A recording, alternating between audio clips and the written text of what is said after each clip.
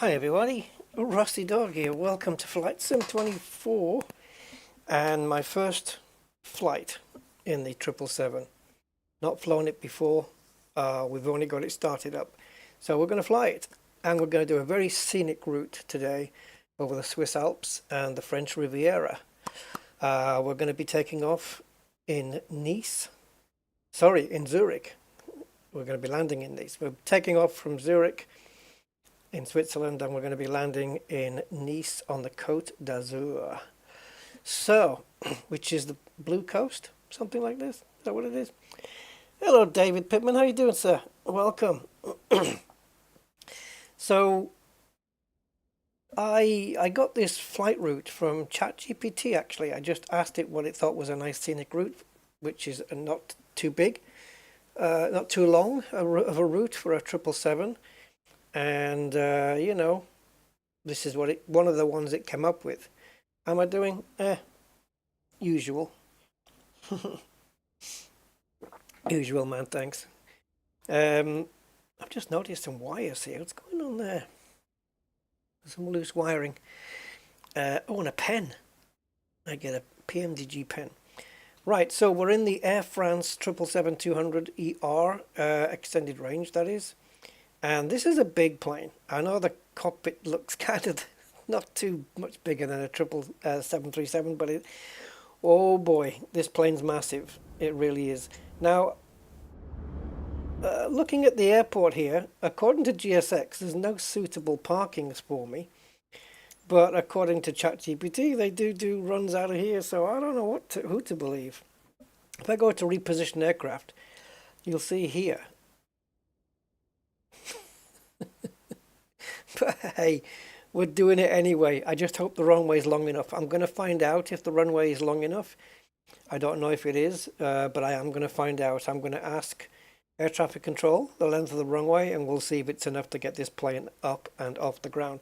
I needed to get this flight ready and prepared now, so I couldn't really do a scheduled stream and say, you know, it'll be going live in half an hour. Because the sun's going down here and I wanted to use real time and real weather. And I didn't really want to do a night landing. I don't mind if it is a night landing, but for you guys, I'd rather you guys see scenery and stuff. So we better get on with it. So yeah, let's start up by getting this thing fired. My only issue is when we start rumbling and start moving, we have a kind of a light post here that we need to avoid because that wing's going to clip that. So we may need a little bit of pushback here rather than just going straight forward. So I'm hoping the pushback tug's going to push us onto this line here, and then we can rumble to wherever we need to rumble to. There's no traffic here yet because we haven't got the air traffic control system running, which controls the traffic, so we're not going to see that as of yet. So let's just get the plane fired up. That's the wrong button to start with. There we go. So this is a little bit different to the 737. The batteries are normally over here, but here it's on there. And then we've got external power primary and secondary. We're going to put these on.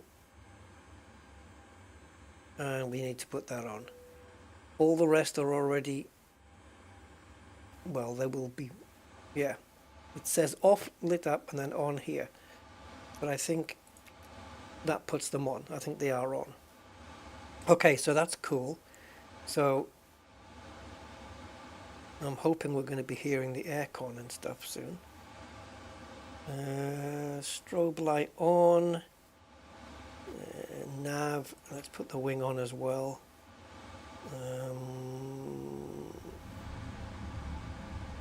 This is kind of new for me. Hydraulics, I think we're not going to put that on. Oh, I suppose we could put them on now. I'll notice the two outer ones are already on.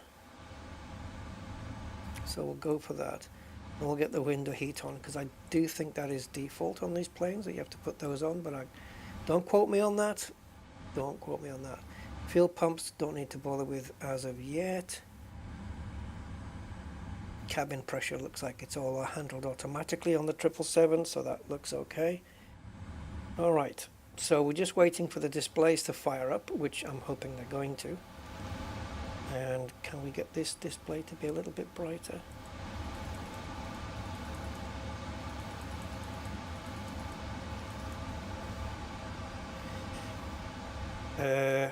Here we go, come on. Right, so let's get the air traffic control running now that we've got the flight plan and everything in. So the minimum runway that we can use for a 777 is around 2,700 meters, around 8,860 feet. So we're going to need at least that. And the flight plan has us running out of runway 28. I don't know whether that's going to be the one that we're assigned. We're going to have to find out. Hey, the computers are coming on. There we go. Awesome stuff, awesome stuff, awesome stuff.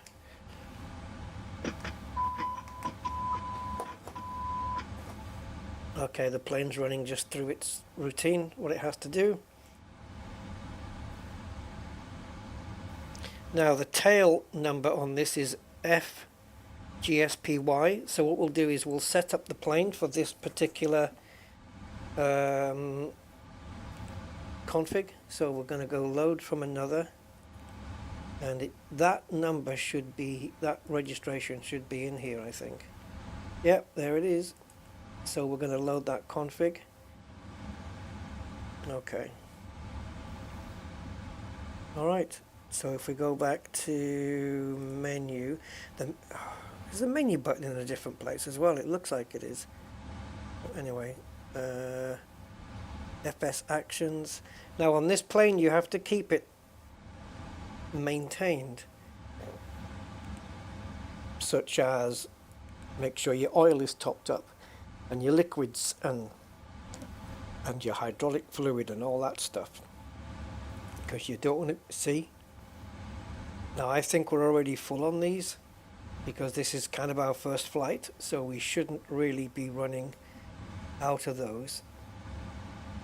Where would he find that? Here.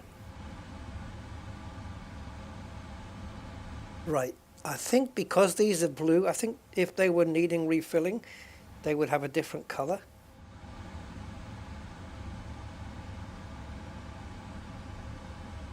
See now, what is this? We've got some good tires, some medium tires. So we replace the let's just do all of this. Okay, so now my plane is fully serviced. Hopefully I won't have to do that again for quite a while. And I want to request stairs, so the passenger entry method is going to have to be stairs.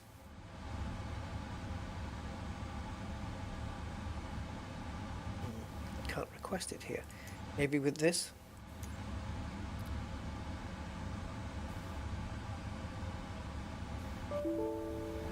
Oh dear, that was an error in GSX. So GSX has just fallen over. That's not very good.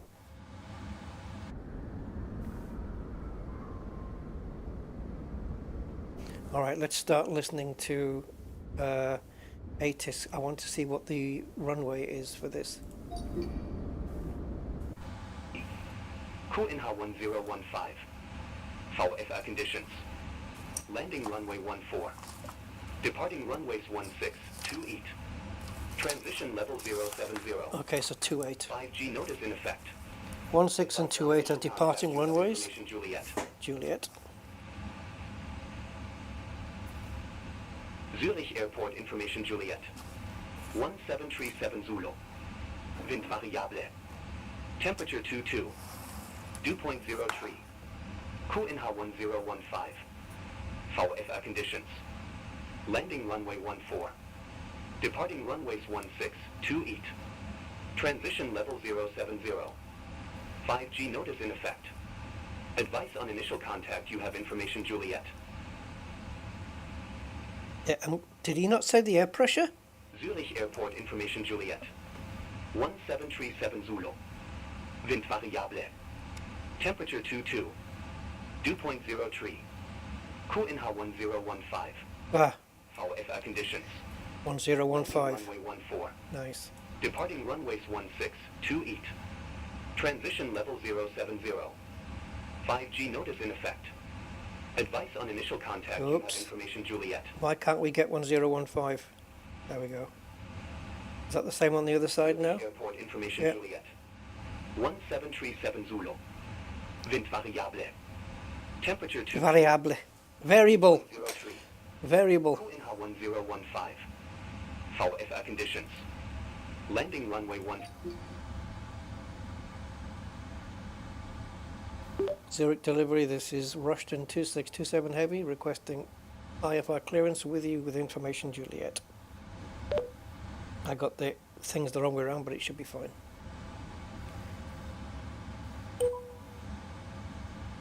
Rushton 2627 Heavy. Zurich delivery. Thanks for Juliet. Expect runway 16. Vepit 1. Oh no, I don't want runway 16. 1000. Vedit 1 Tango departure. Squawk 1000. Ah, it's on auto respond. Rushton 2627 Heavy. Rushton 2627 Heavy. Read that correct. No, Contact I'm going to see if I can change the runway, otherwise I'm going to have to change sim brief. Bastard.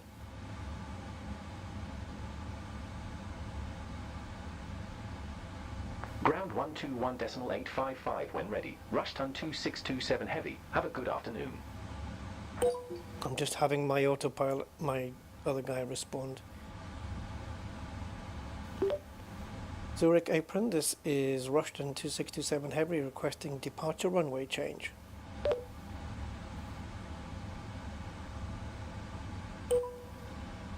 Rushton 2627 Heavy. Contact clearance to request a runway change and receive a new clearance. Unable runway change. Contact clearance.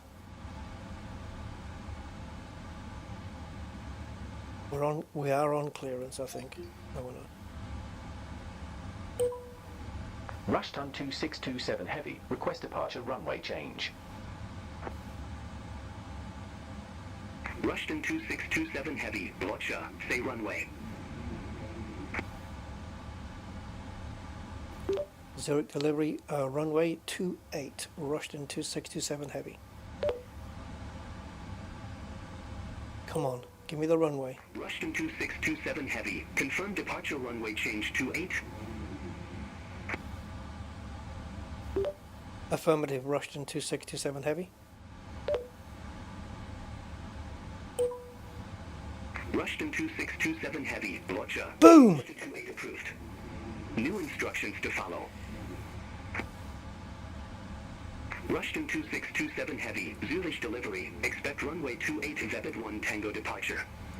Squawk 1000. Roger, expect runway 28 for departure via Vebit. Squawk 1000 for departure, Rushton 2627 Heavy. Will it accept all that garbage I just spouted out? Rushton 2627 Heavy. Read that correct. Contact ground 121.75. Right, squawk was 1000, yes?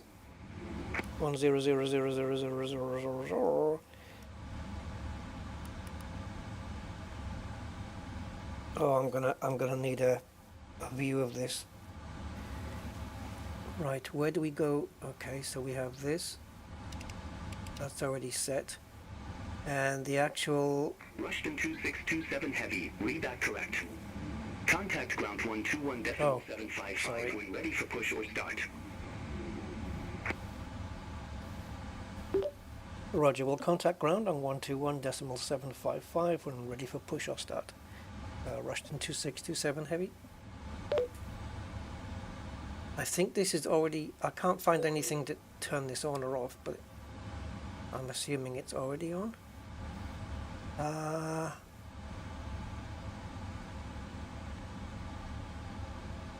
Yeah, I'm guessing that the transponder is already on. Right, so we don't need to contact them again until we get push and start. So we need to clear all of this off. Now, GSX is kind of flummoxed, so I'm not going to be loading passengers that way. So let's just go into weight and balance. And it's going to be reading... Oh, wait. Yeah, you want my flight plan. Yeah, it was supposed to be taking... Well, SimBrief said we're taking off from runway 28, and they had us taking off from runway 16, and so I requested a change. But here's our route. Beautiful, all the way over Switzerland and France and Italy. So, yes, Switzerland, Italy, and then into the French Riviera. It's going to be nice. Weather here... That's it.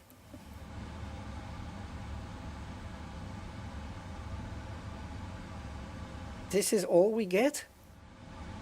Cool. Nice temperatures as well. 20 degrees on landing and 22 here.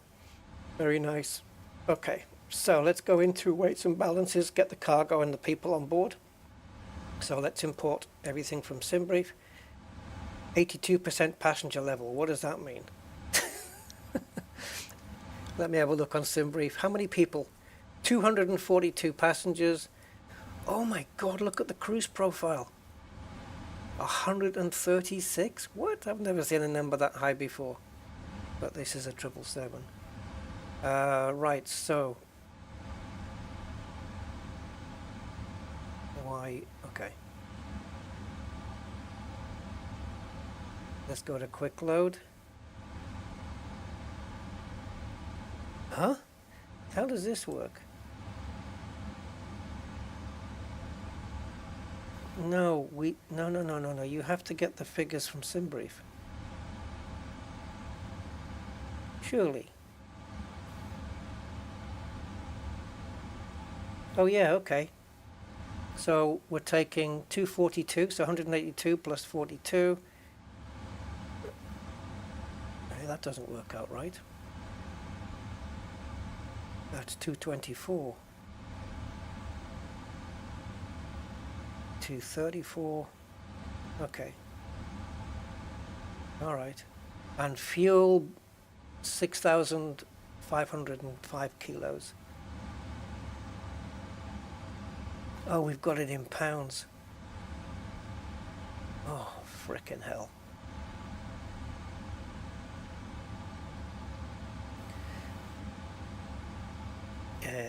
I'm assuming that there's a way to change that.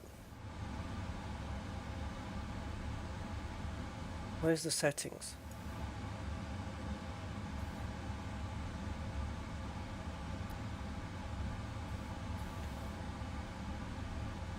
Oh, come on, man.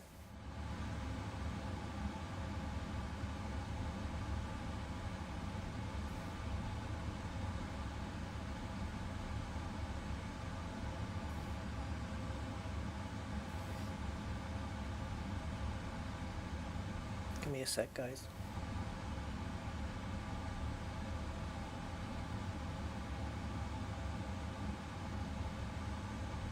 Can't do that yet. We haven't got the plane loaded up. I don't understand this.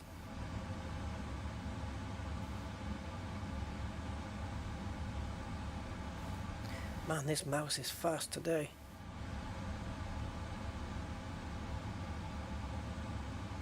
Alright, let's see if we can do it from here, because I don't know what the hell's going on. In fact, we can do it from here.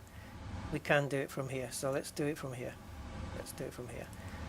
Right, FMC, and let's do the position. And we are at, we're in Zurich, aren't we? So that would be LSZH.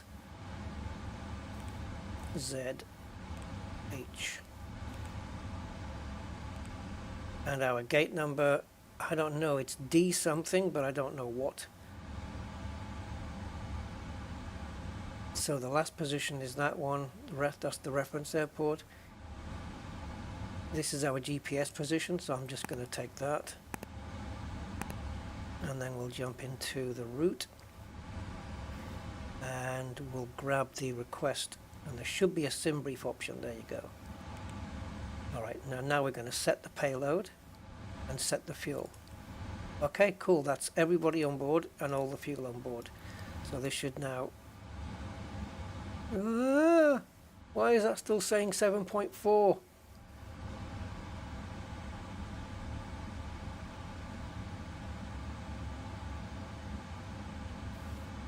That's way too much fuel, surely. 14.8 tons? Oh yeah, no, it's correct. I'm looking at the wrong number.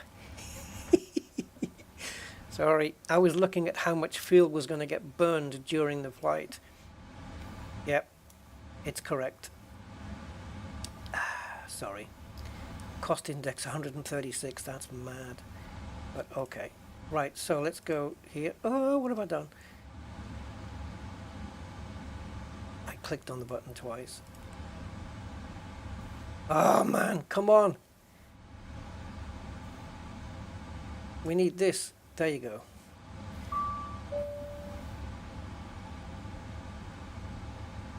Oh, I don't know where to put the wind.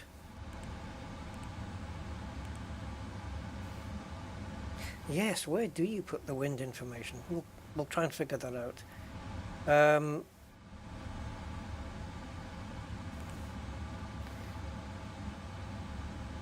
This is not the correct screen, guys. I don't know what's going on here. Let's do this again. Ah, here, because we haven't done load yet. Frickin' hell.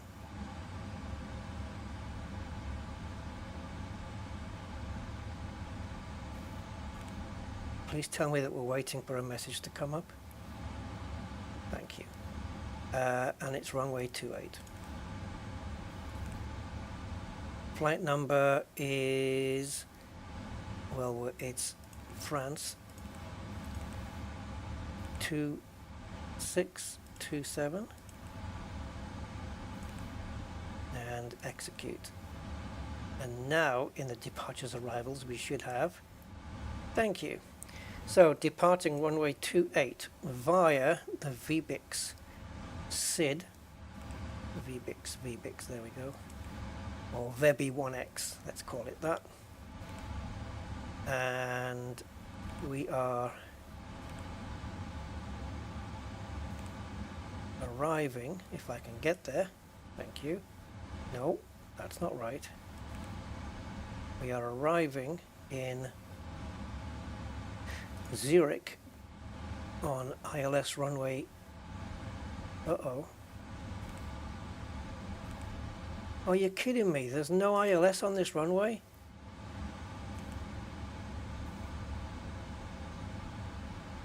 Brilliant. We've got a nice runway to come in on, 04 left. I think that's over the sea. Wait a minute, what the hell? This is not correct. I picked the wrong thing. Yeah, this is me trying to come back and land at the same airport that I'm going out on. It's this one. Thank you. So we've got...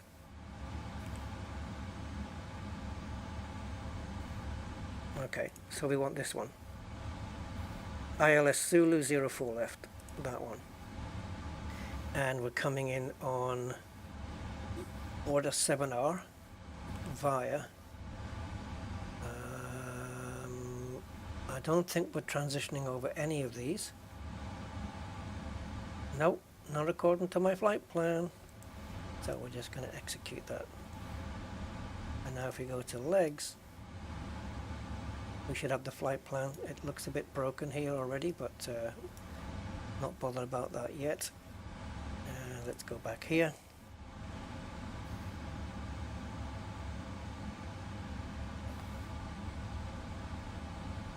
And 0 fuel weight is 100. Oh, that's... Yep. So just the plane without... Oh, this is our gross weight. Look, 180 tons.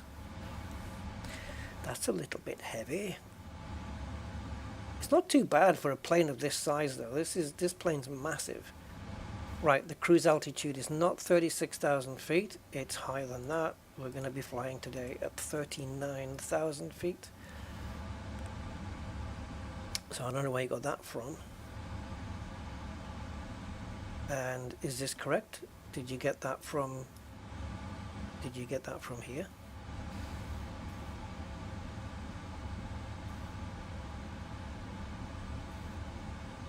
Yeah, see, this is the number.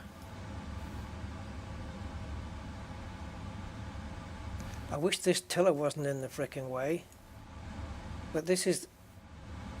I've got 26 across the board here. Oh god, this mouse is so fast. I speeded it back up and it's too much. Oh, I'm just going to leave everything as it is and just say that that's fine. Let's go to the legs. Now everything's filled in. So what's going on here? Ah, okay. Is that broken?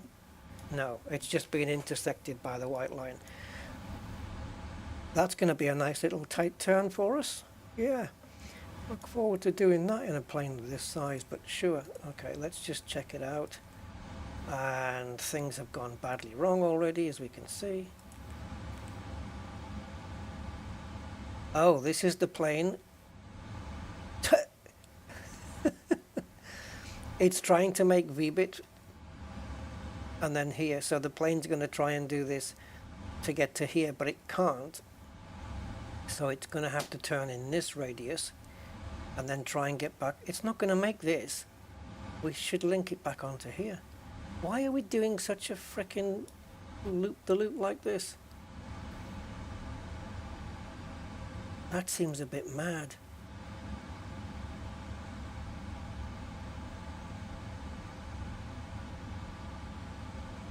Wouldn't it be easier if I just went from waypoint 558 and just flew the plane out a little bit further out and then flew it back? Wouldn't that be easier? Okay. I don't know what's going to happen there, guys. That's going to be some fun. Oh, God. What a convoluted route this is. And now we're reaching Veras, and what's going on there? Or is it Neras? Neras. Okay, then we have a discontinuity error. Can we zoom out, please? Oh, GSX, please. Alright, I don't know what the hell this is.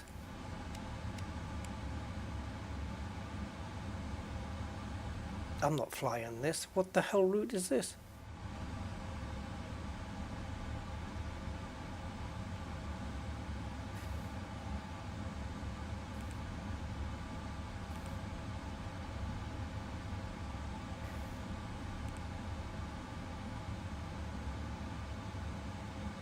Where is this going to? Guys, we have to redo the route. This is unflyable. You want to go round here, into there, do a loop back down. Are you freaking serious?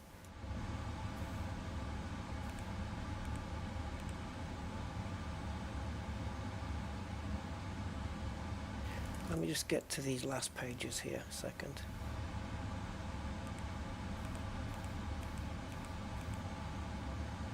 Yeah, I'm lost. I'm absolutely lost. I don't know what it's doing.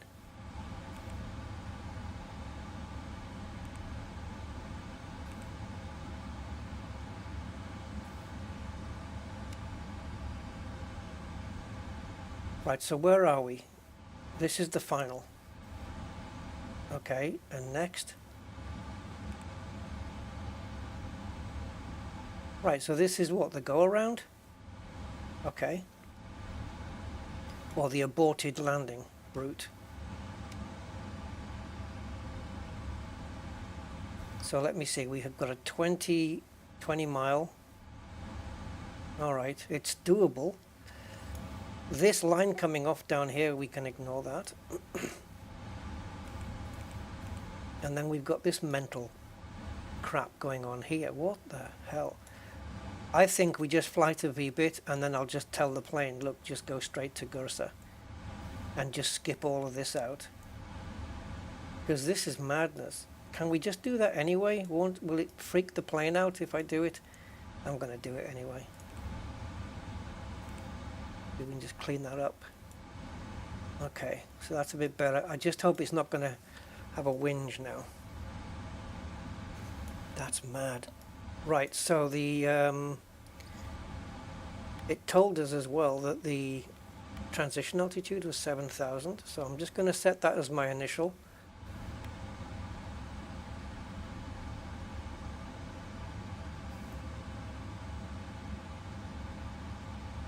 Okay. Let's go to... Alright, let's do this bit. This is, it feels like it's like, this is just 737 stuff, but it feels like it's a totally different frickin' thing. So let's import that from the aircraft now that it's fully loaded.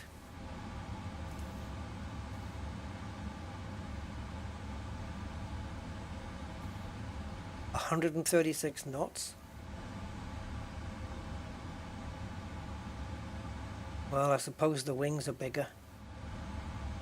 Okay. That's slower than a 737. Hey, Mr. Budman, are you hungry already?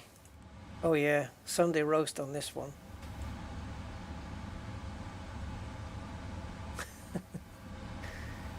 $26.37. This, yeah. These are slow takeoff speeds for a plane. Well, what I would imagine would be a plane of this magnitude. But yeah, when you consider the fact that the wings are just a frickin' lot bigger as well.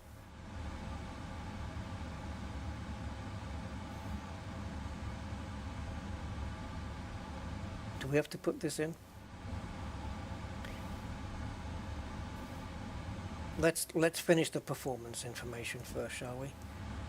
So these thrust limits here, do we go to this page? Yeah, okay, so rating is TO2 and the cell temp is 39, so we want TO2. The cell temp is 39 and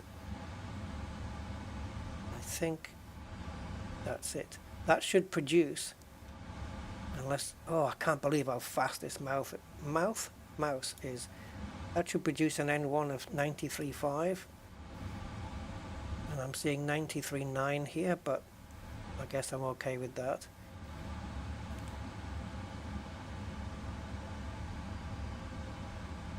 Trim is 425. Right, okay, so I need to set this. So 425 is going to be about there.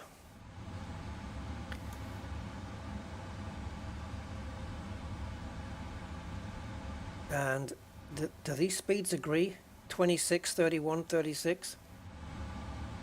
Yeah, okay, cool. That's the takeoff done. So now if we go back to the legs, just for the moment. Okay, so it's not having a whinge then. No, it's not having a whinge. Okay, so back here, we've done this. We've done the thrust limits, yes, and the takeoff is all set. Okay, fine. Fine, says me. Right, let's go. So now let's get the fuel pumps on. We don't have any center fuel, I don't believe. No, there's no fuel in the center tank, so we do not need to turn those on. Cross feeds, we don't need them on. Right, other buttons that might need to be on. So APU set to auto. We can start the APU up now, actually, I think. So let's do that. Where is it? I've forgotten. We've done this already. Where's my APU? I know where it is on the 737. I'm there straight away with it. Guys, APU, you see it anywhere? Ah, here. Go. All right. So we should see it cycling up somewhere.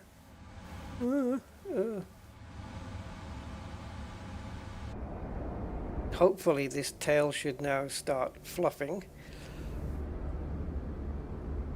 Doing its little billowing. There she goes. All right, now we need to come back here. Go to ground operations. We want to remove... No, we don't, not yet. Do not remove the wheel chocks until the APU is fired. That would not be good. Isn't there an APU spin-up dial somewhere around? Why aren't we getting that? Is there a... I don't even know if... Oh, maybe... Like, I don't know if there's a way to change the information that's shown here.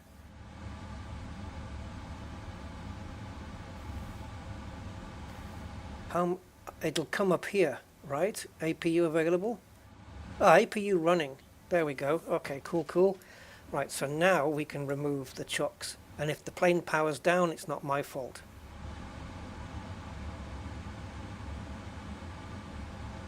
Okay, the plane hasn't powered down. Oh, the sun's going down, guys. We're going to get a... It's about 1 hour and 20 minutes to flight, so we're going to get a nighttime landing.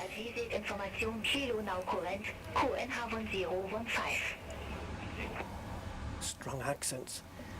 Right, she's just said about the air pressure being 1015, but we've already got that in. And it's gone from information Juliet now to information Kilo. That's fine. All right.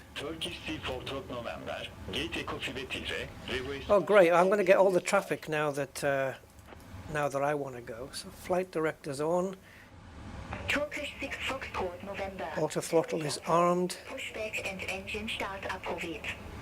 Approved. No constraints here. Pushback approved. Faces. Turkish 6 Foxtrot November. Do they have it on here automatically then if it's not listable here? I don't know.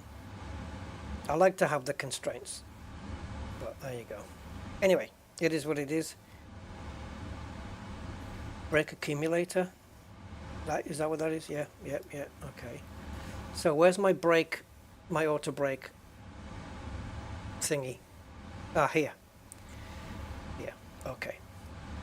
Of course it is. That's where it is. That's where it is in the 737. Why do I even need to look? Because my brain is on Airbus, as always. All right. Right. Let's get back up to the top then.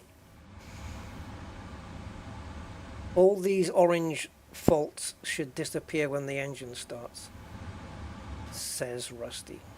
Right. Bleed air is all set to auto, so I don't need to touch anything then. Don't even need to switch it on. Beacon light to go on now because we're going to start the engines up. All right. Zurich apron. This is Russian 2627 Heavy requesting push and start. Now get me away from this lamppost because as of eyes. Turkish 6 Foxtrot November. Reverse taxi to the active. Taxi to the active. Turkish 6 Foxtrot November. Runway 28. Taxi at pilot's discretion. That's not for me. I'm not getting any responses yet. Taxi my discretion. Turkish We are called Rushton 2627 Heavy. That's what we are. Rushton 2627 Heavy. Zurich apron. Pushback approved. Face northwest. Roger. Face northwest. Rushton 2627 Heavy. Thank you. So northwest then is going to be nose right.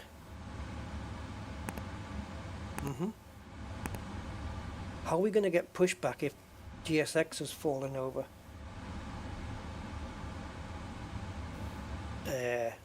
Has GSX fallen? You need to set parking brakes to request ground services. Okay. I think GSX has fallen. Oh no, it's working. Prepare for pushback. I don't know. Donata. The add-on unknown is causing the Kootel scripting engine to restart. Please run live update. Do you want to see the log details? Oh, gold. You can't run a live update while you're in flight sim, surely. And I checked yesterday. We were on the latest version. Can't perform an update while MSFS is running. Okay. Well, I'm just going to have to hope that pushback is here in one of the ground services.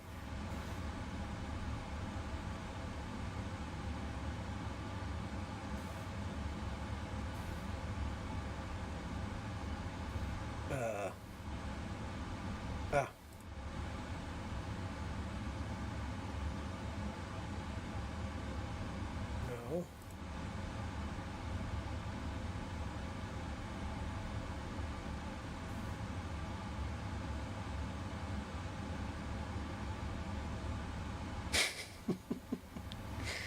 We can't get pushback.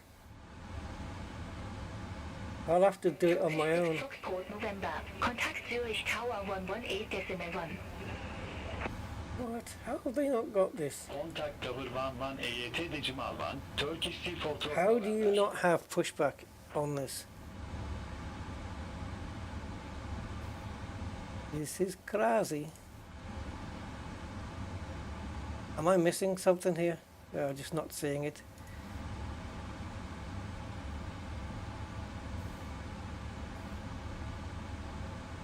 Alright, we're just going to have to...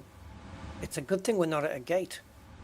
Because if we were at a gate, we'd be screwed. We wouldn't be able to get pushed backwards. Wait a minute. Wait a minute.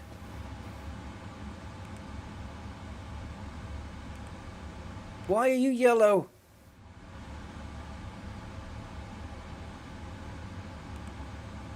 This is not fair. Oh. Wait a minute. Which is which? Oh, I don't know what it's doing here.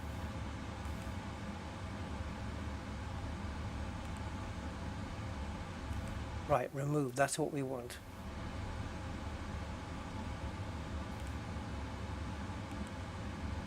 Why is pushback not available? We haven't got chocks on the wheels or anything, right? No, okay. So we're just going to have to let the wing go through the light. And we need to turn around. Oh, I have no idea where we need to go here.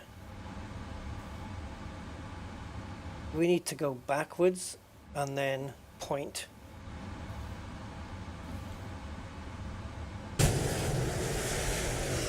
We need, oh, you little... Right, we definitely need to go up here. And I think up here. Let's just get the engine started, guys, because I don't know. GSX is at fault here. Yeah, it is. So that's gone off, I think, because of the APU, perhaps. Right, engine start, please.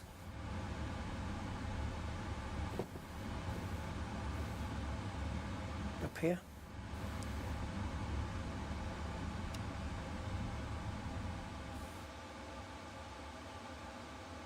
Gone very quiet.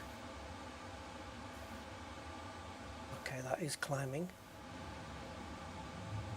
We have N3 on this as well, don't we? I don't know how far to push this now before we need to switch the fuel on. Let's just go there like that. And hopefully this will start powering up.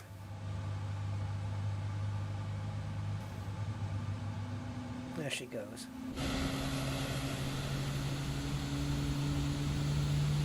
Yay! Okay, so that light is... that light? Why did I say that light? That engine is coming on.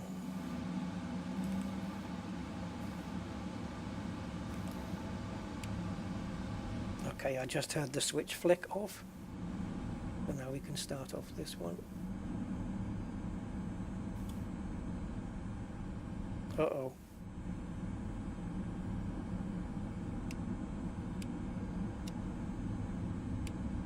My bad.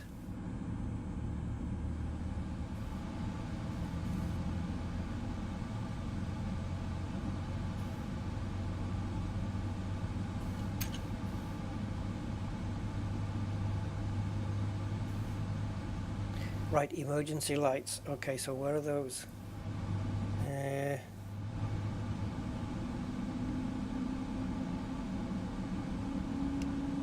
I was looking for those last time, as I recall. And I couldn't remember whether it was on this panel or the one below, the center console. Ah, here. There we go. That should take that off now. Okay, that's all the orange things off. So parking brake set, APU running, so we're going to turn that off now. And doors on manual. Okay. So APU can go off. And we're now running on engines. So I'm going to put the taxi lights on now because I will forget otherwise. Right, can I fly this big thing? How big is it, you say? Well...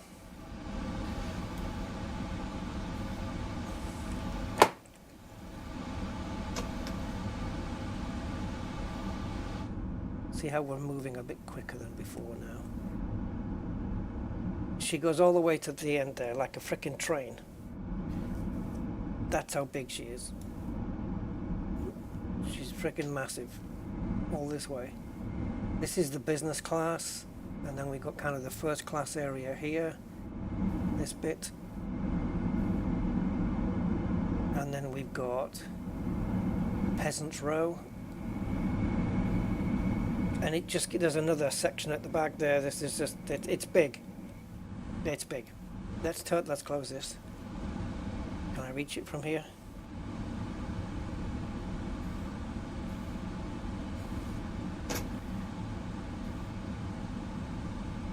Right, I'm flying. Right, so what's our V2 speed again? Was it 136?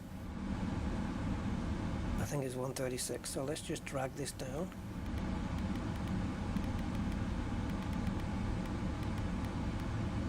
What I can't remember is if we do the auto throttle now, normally it should be set. This should be set. But I know that if I press this now, she's just going to start. I think she's just going to start fucking putting the thrust in and we're going to start moving, and I don't want to. So we're going to do this manual. All right. Zurich apron, this is Rushton 2627 Heavy requesting taxi to runway 28. Do I need lights? Do I need like, oh, this mouse is too fast. Rushton 2627 Heavy, runway 28, taxi at pilot's discretion.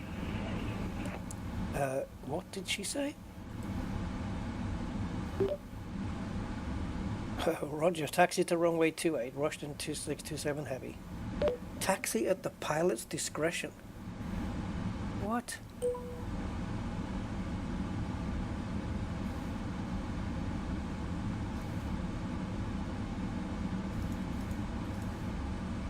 I think we're going to have to put these instrument lights on as it gets a bit darker. Taxi at the pilot's discretion.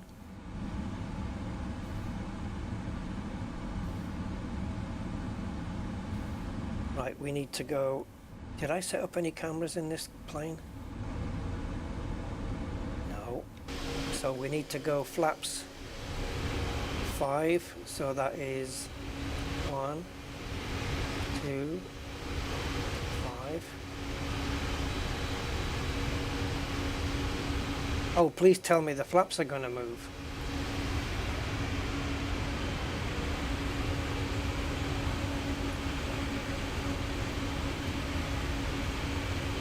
Yeah, they are. They are. They're moving.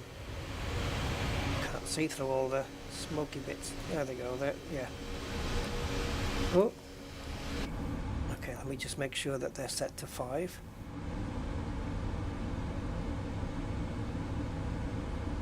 Oh, I can't even tell from here.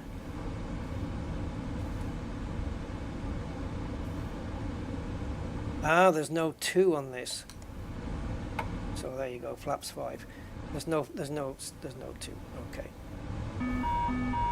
All right. What? Oh, parking brake. I'm sorry, I forgot about that.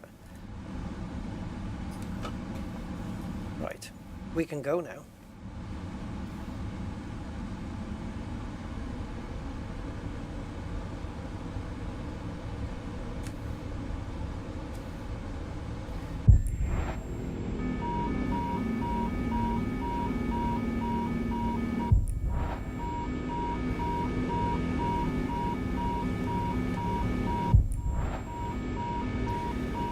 Don't you love it, guys?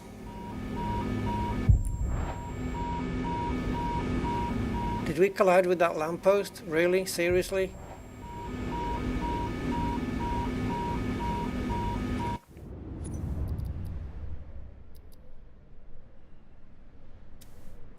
What's the best way to do this? Okay, I'm going to try and get the best way to do this. I don't think what I'm about to do can be achieved with a study level aircraft. That's the one downer. I don't think you can do this, but we're going to try it anyway. And that is to take off from the runway with everything ready to go. Except it won't have everything ready to go, because it won't have my flight plan, it won't have my weights, it won't have my passengers.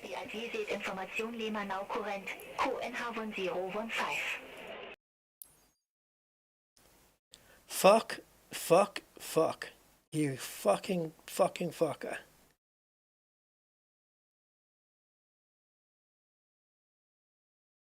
Alright. So, the way to avoid that then. What an absolute twat of a fucking thing. We need to remove damage. Where'd you do it?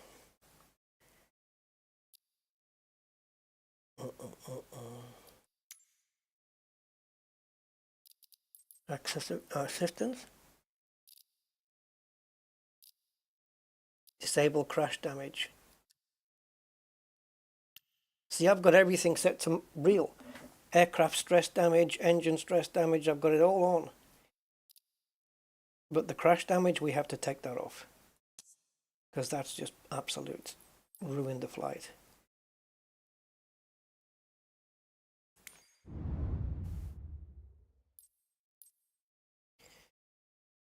And now the SimBrief flight plan is going to be out of date. Because it's scheduled to take off at a specific time. And that time is based on what the winds and everything were at that time. So it's, yeah, it's kind of messed up. See, we've got plenty of large. Let me try a different gate.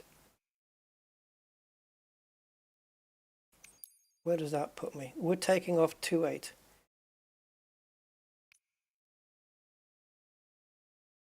Right, that's 3.4. That's number 10. That's 2.8. Okay.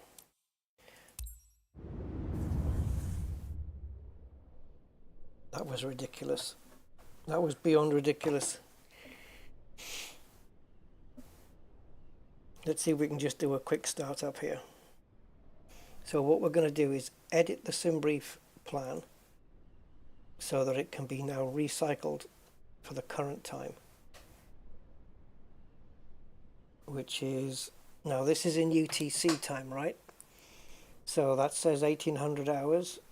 So that will be 1900 hours for me. So if we put 1900 hours, that will be 2000 hours. I'm going to go 1900 hours, generate the flight.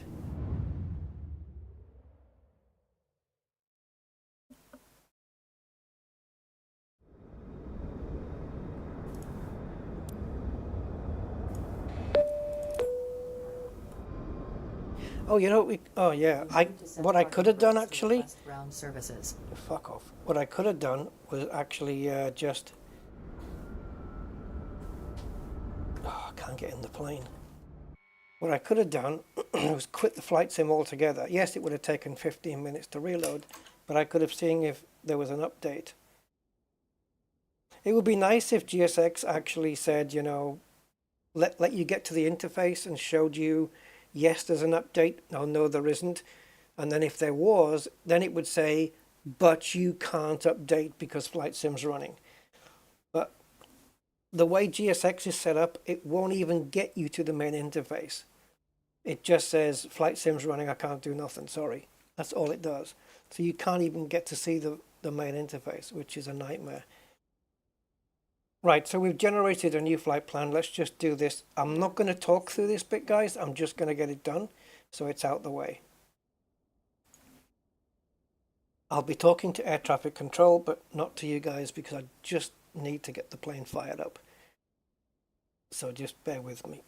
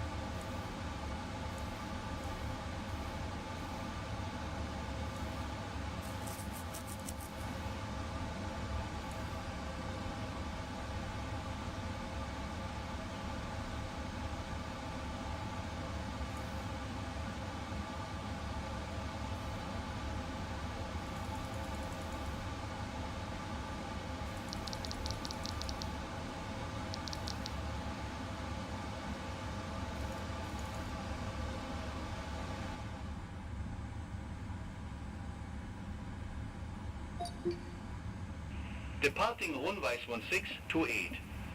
Transition level 070. Temporary flight restrictions are in effect for Zurich. Advise on initial contact you have information Mike.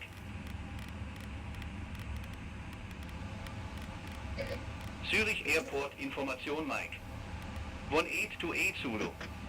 Wind variable. Temperature to 0. 2.06. QNH 1015. VFR conditions. Landing runway 14. Departing runway 1628. Transition level 070. Temporary flight restrictions are in effect for Zurich.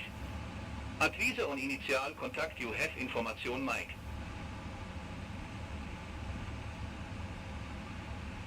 Zurich Airport information Mike.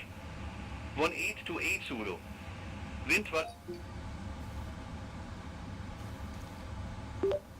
Zurich delivery, this is Rushton 2627 Heavy with information Mike requesting IFR clearance.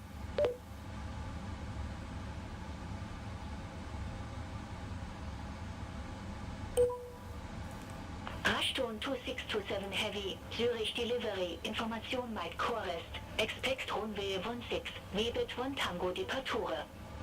Squawk 1000.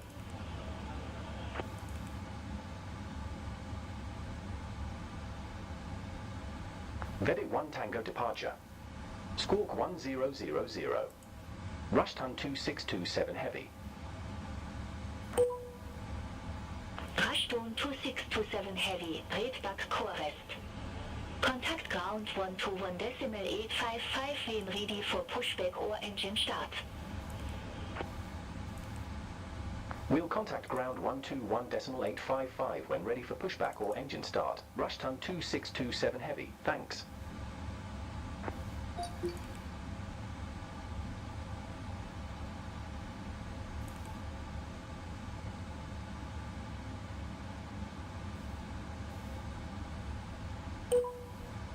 Rushton 2627 Heavy. Request departure runway change. Rushton 2627 Heavy, contact clearance to request a runway change and receive a new clearance. Unable runway change.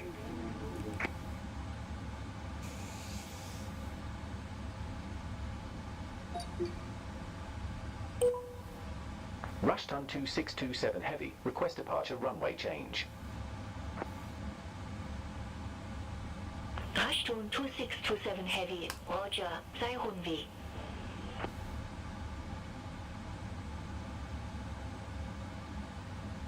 Request runway 28 Rushton 2627 Heavy.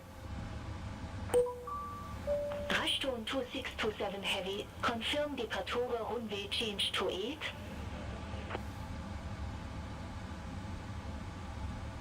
Affirmative. Rushton 2627 Heavy. Rushton 2627 Heavy, Roger, change to 28 approved. New instructions to follow. Rushton 2627 Heavy, Zurich delivery, expect runway 28, Webet 1 Tango departure. Squawk 1000. Vedit 1 Tango departure. Squawk 1000. Rushton 2627 Heavy. Rushton 2627 Heavy, Redback Correst. Contact ground 121.755 when ready for pushback or engine start.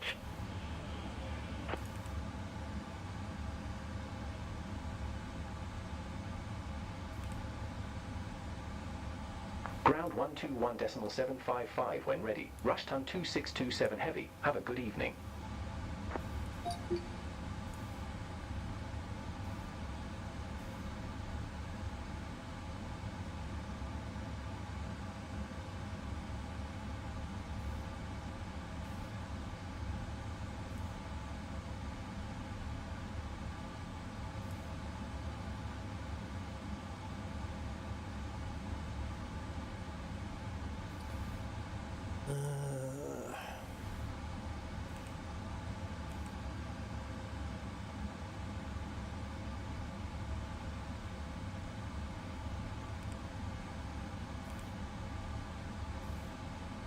$35,000.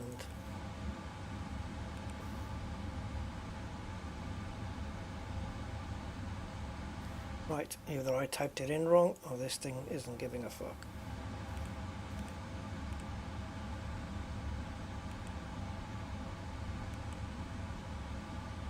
Okay.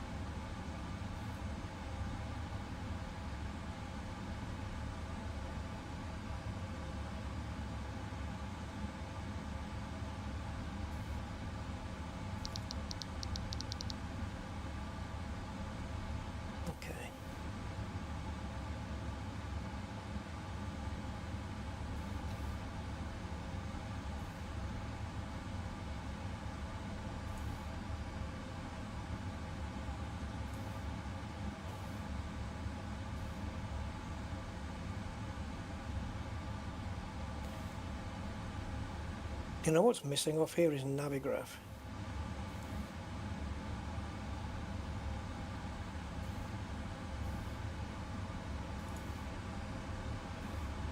Weird.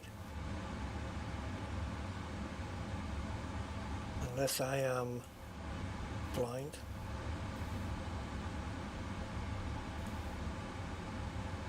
Maybe I am blind? Hey, okay, cool.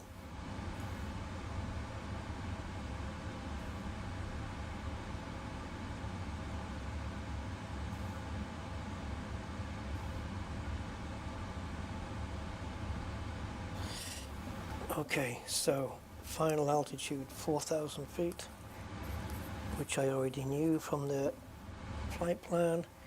Runway is 11 feet, and we're coming in with a decision altitude of... Are these the two different categories? Which one are we looking at here? Oh, okay, I got you. Is this a D-class aircraft? You didn't know. Alright, let's call it DA, let's go 291. I would have thought maybe it was the larger one, but it's only a 10-foot difference. So for this particular case, I don't care.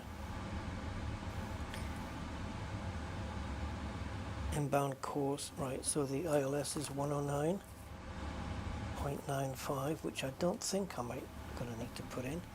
And the inbound course is 042. Do we have the transition altitude? It is 5,000.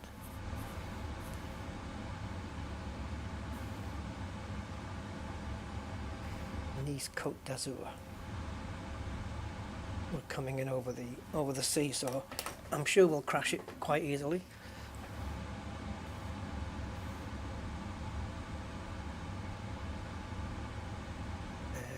Right, what can we do here? Chocks.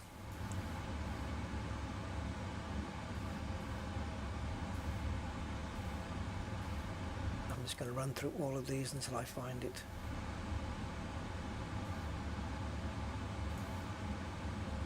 Fucking GSX. No, don't want to do it? Okay. Unresponsive.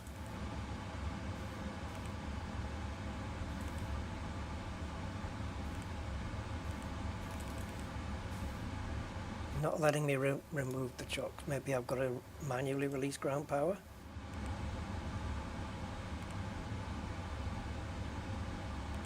Okay. Could have just said that in the first place. Because that was not a requirement on the 737.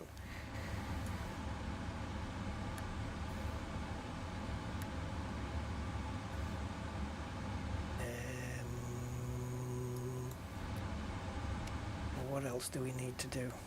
Squawk code 1000.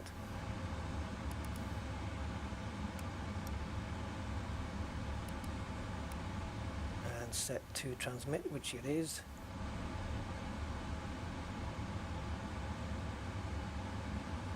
Okay.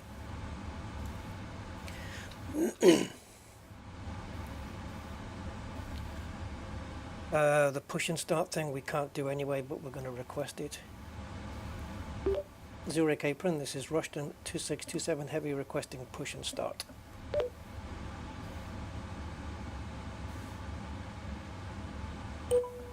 Just go through the motions. Rushton 2627 Heavy, Zurich upon, pushback and engine start approvet. Face east.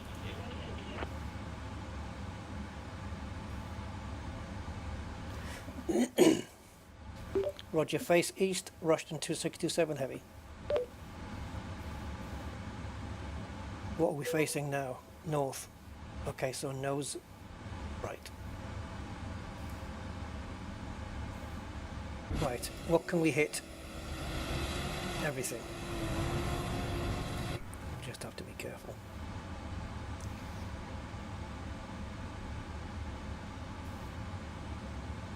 Okay.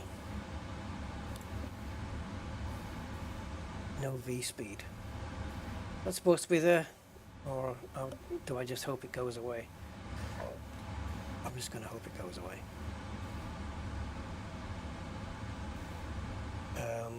Right, we don't have pushback, do we? Should we try?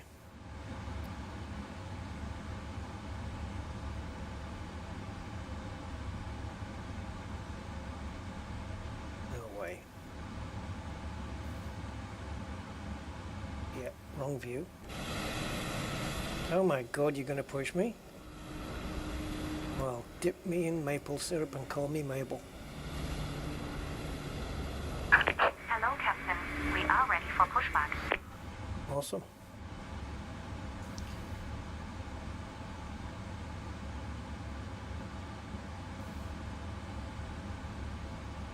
Am I ready?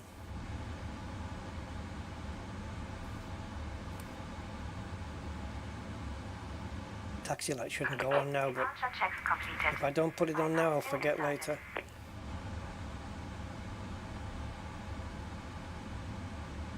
Just checking everything, and double everything here. What does this say? Engine shutdown. Alright, all that is fine.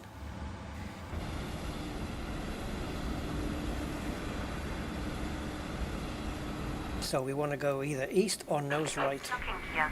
It doesn't matter. It's definitely going to be a nighttime landing now, since we had that first one aborted.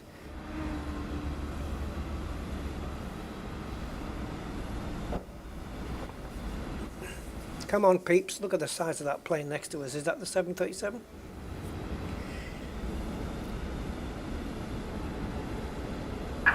Release parking brakes, please. I'll do what I can. Commencing push. All engines clear. Start exit. Yeah, good old Will, eh? Right. Let's go do that.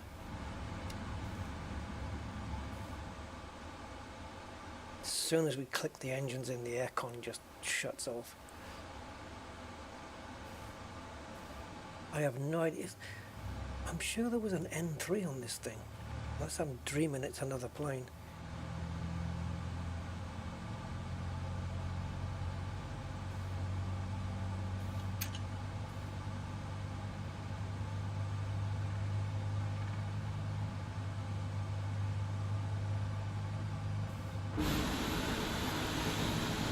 Don't crash me. We've already crashed once already. Right, so we're just going to wait now for this switch to flick back to normal, then we can start the other engine.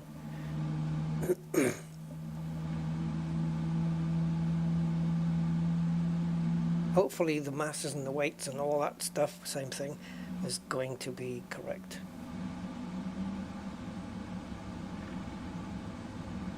I think we did, yeah, there we go. I think we did fuel everybody with booze. No, I think we did fuel and get everybody on the plane. So what I'm not sure how to do is when it gets dark,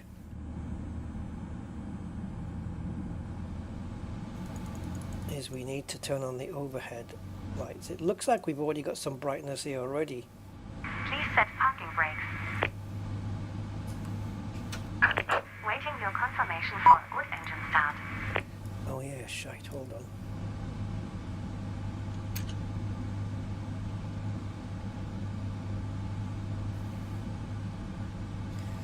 Right, well now we're just waiting for this to power itself up. And if I've got everything set right, at some point the LNAV and VNAV lights, when I press them, should light up. If they don't, well, as long as one of them does and the other one does it later, then that's okay as well.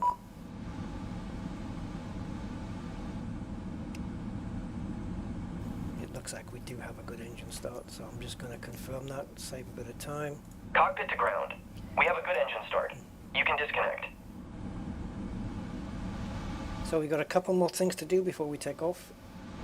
In the meantime, I am sure I set cameras for, maybe it was just I set cameras for the other 777, and then if you put in a different tail number, you've got to set them again, but okay. So we know it's flaps 1 and then 5, right? So we want to go 1 and 5. So I'm expecting to see movement here, at least. It takes a while. Come on, flaps. There we go. Are they moving? Yeah, they are. There we go. Yeah. Tow truck disconnected. Bypass pin removed. Left is clear. Right is clear. Okay, APU can go off now. And no orange lights left on. And taxi light's already on. Beacon light is on as it should be. Landing lights will go on as soon as I get to the runway threshold or holding point, whatever you want to call it. Holding point would be correct.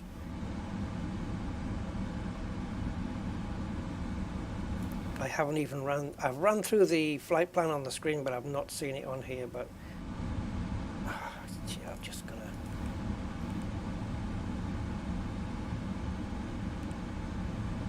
so there's the final 4,000. Where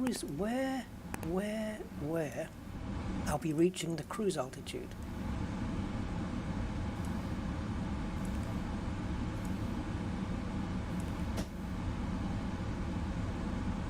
Huh?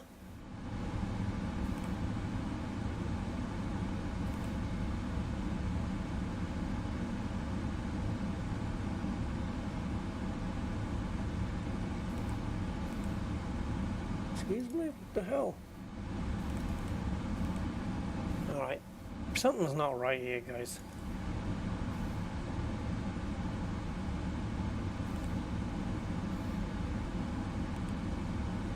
Right, the cruise altitude is 350.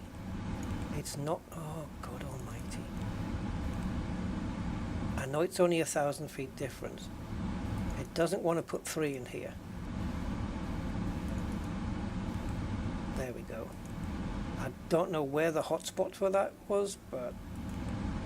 Alright, so that's more like it. Now, the takeoff is...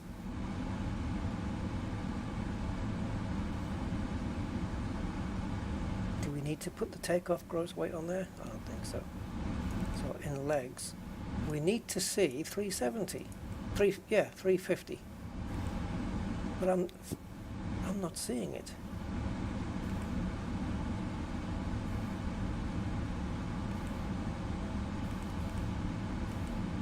What?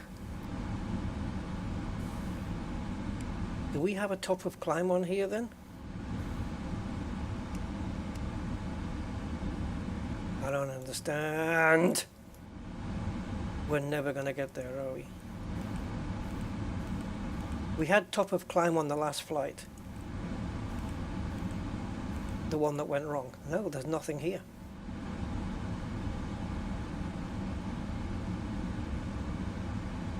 This is not right. 100% it's not right. It's fucked.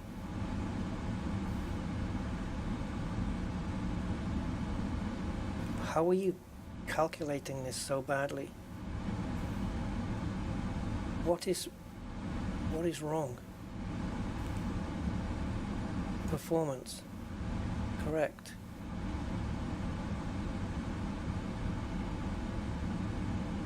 Do I have to do this? I don't know. This looks like performance initialization, like it's resetting everything. Yep.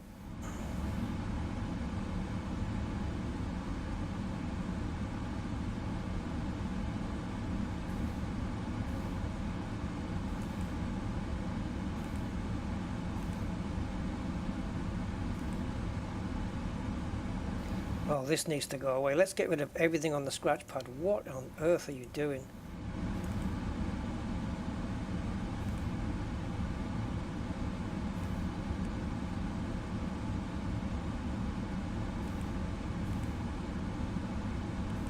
It's fighting me, guys, and I don't know why.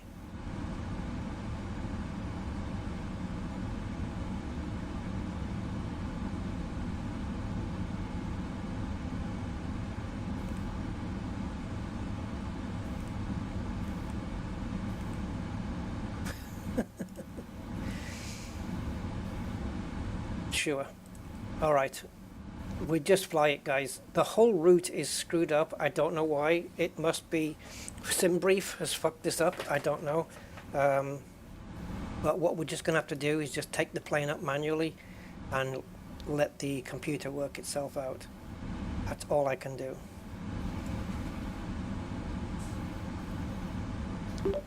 Zurich apron, this is Rushton 2627 Heavy requesting taxi to runway 28.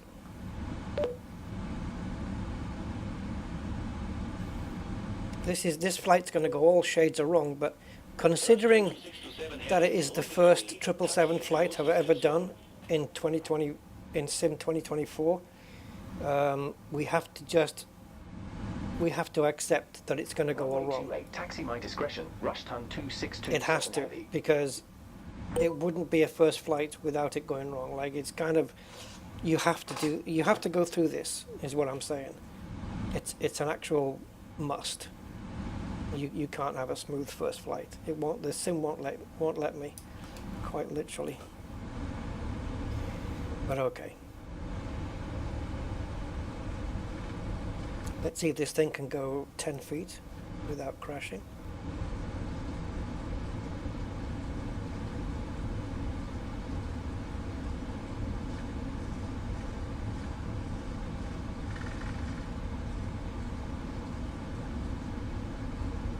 I don't know whether auto throttle engages. Oh, it'll probably engage with the autopilot. What the hell? I don't even know. I'm going to have to do the manual flying myself to start with, because the autopilot's not going to be able to handle it. So we've got a broken, well, we've got not got a broken route, but we've got a route where the plane has to fly in a way that it can't really match the flight plan. So that's the first issue. And then we have this issue where there's no top of cruise, top of climb, whatever the hell you want to call it. There's none of that on the flight plan either, which I've never seen that before. In every flight, commercial flight I've ever done in Flight Sim and Flight Sim 24, I have never once not seen top of climb. This is my first time, so I don't know if it's a plane problem.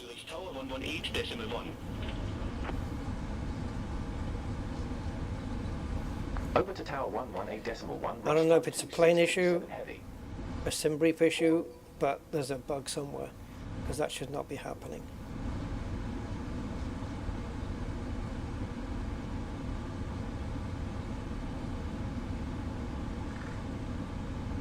I mean, clearly.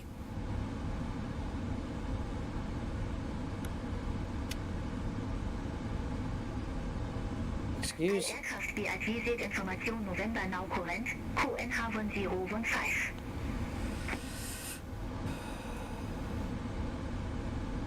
Is it RTO on landing then? Well, do we have to get on the runway first? Is this what you want? It's RTO for takeoff, I'm pretty sure.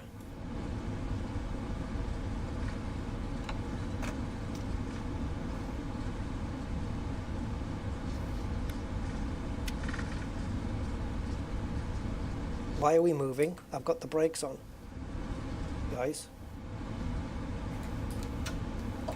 I have the brakes pressed on. This is not right. There's a poltergeist here, guys. What the effing blinding shitballs is going on here?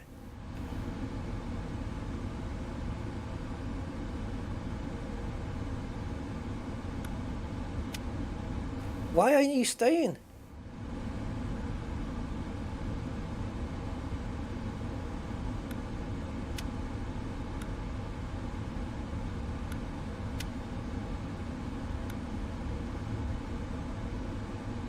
Fine. Fine. We just won't use it. We don't need it because, let's face it, the truth is, in Flight Simulator, you don't have aborted takeoffs. Unless you manually and physically set yourself up to have one. The sim won't give you one. You have to actually make it happen yourself.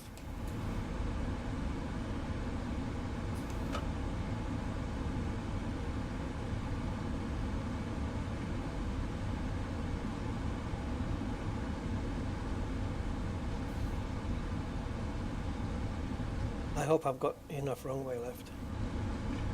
Wait a minute, something I need to do here.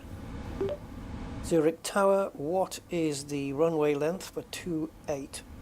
Rushed in 2.6, 2.7 heavy.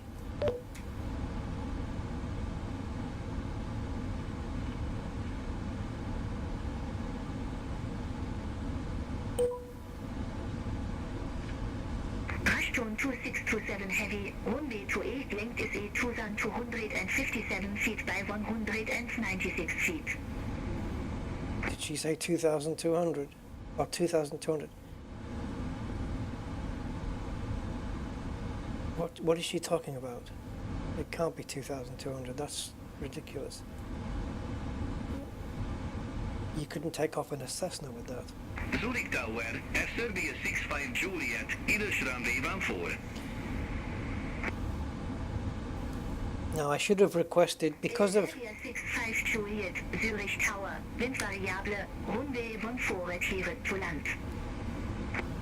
Now because we were on the... Runway 14. Oh, here we go! SRB 65 Juliet. Because we were on the taxiway and not on the threshold of the runway like we were supposed to be, you're supposed to be on the holding point and then you request clearance to take off and then you enter the runway. I've done it the other way around because of the way things have happened. So it's just tough tits. Zurich Tower, this is Rushton 2627 heavy, requesting departure from runway 28. You see, because if they say you're not allowed to take off, we can't be on the runway. We shouldn't be here. Rushton 2627 heavy, Zurich Tower, windvariable, runway 28, cleared for takeoff. Takeoff. Runway 28 cleared for takeoff. Rushton 2627 heavy.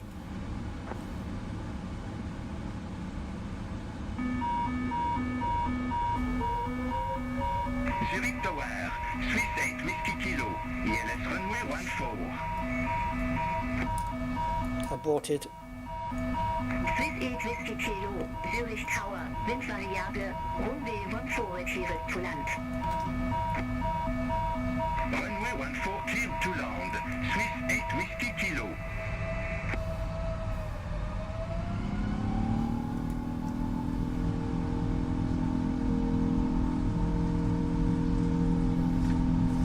Now the brake's going to work now.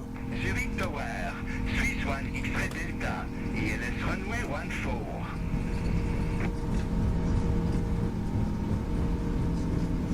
Swiss 1 X-ray Delta, Zurich Tower, windvariable, runway 14 adhere to land.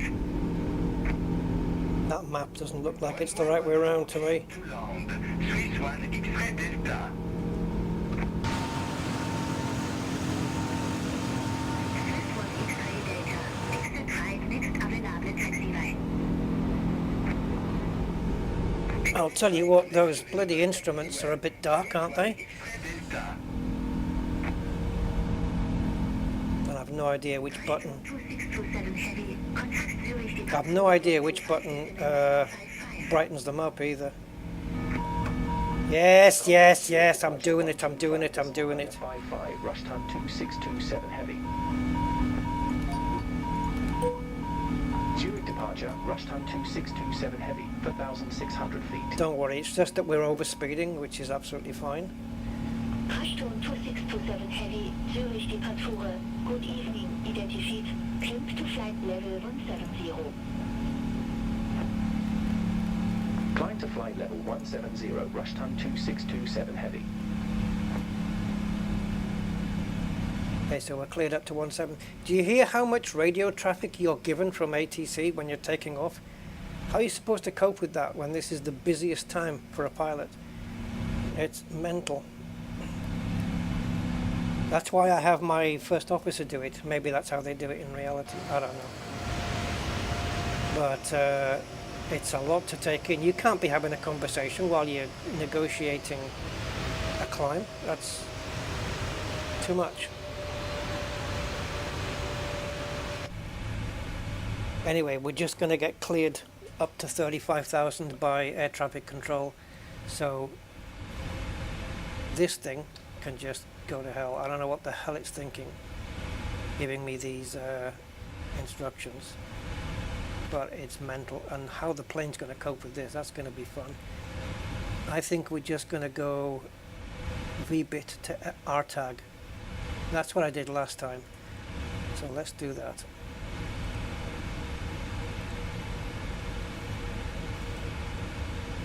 That should link that up, more or less. Let's see if that responds. Oh, I have to press it 20 times.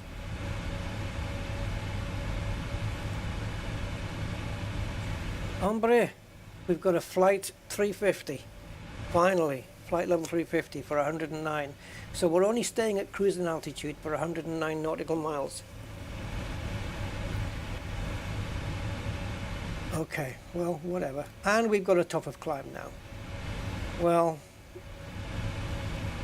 what the hell the difference is supposed to be, I do not know.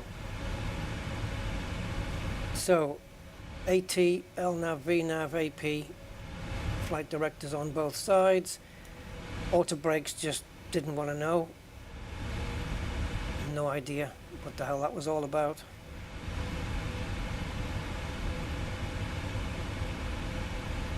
Did we set the pitch correct? Well, I think it's. I think yeah, we did set the pitch correctly. I am pretty sure we did. All right, we're away over the Swiss Alps at some point.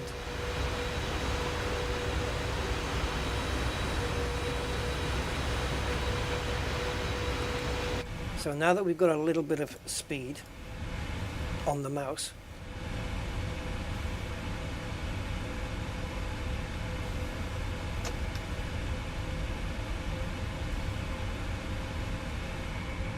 see, if we'd done GSX all the way through and thoroughly, we could have had passengers sitting in all these seats. So the way to speed this up is simply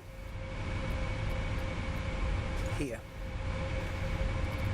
And we're in the cockpit cam and we just change free look speed. And that's it. Oh, the plane's turning. I'm getting woozy.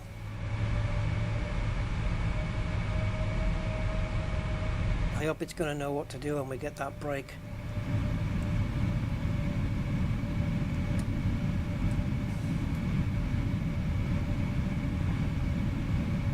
These engines sound very different from the Rolls-Royce engines. Zurich departure, Shamrock 3 for Yankee, 1,900 feet.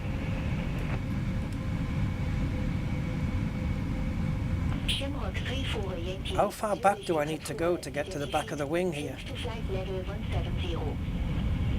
Man, this is freaking big. Holy crap. Flight level 170, Shamrock 3 for Yankee. This plane is freaking huge, guys, honestly. It's like a train inside.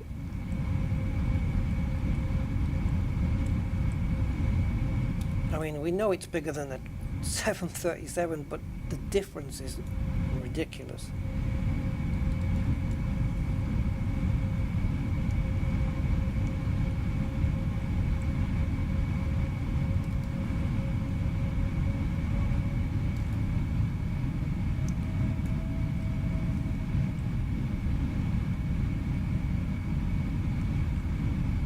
That's not valid.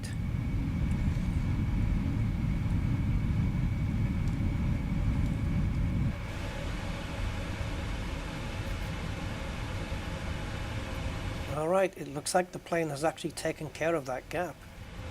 And it's doing it. I had this down to 10 before. You know, when I was saying that the mouse was so fast?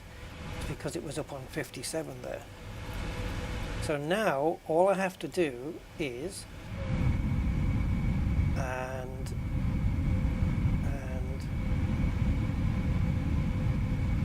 I haven't positioned any cameras in front of the engine, but that's okay.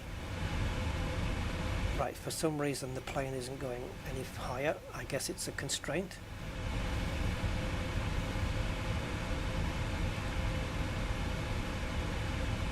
No.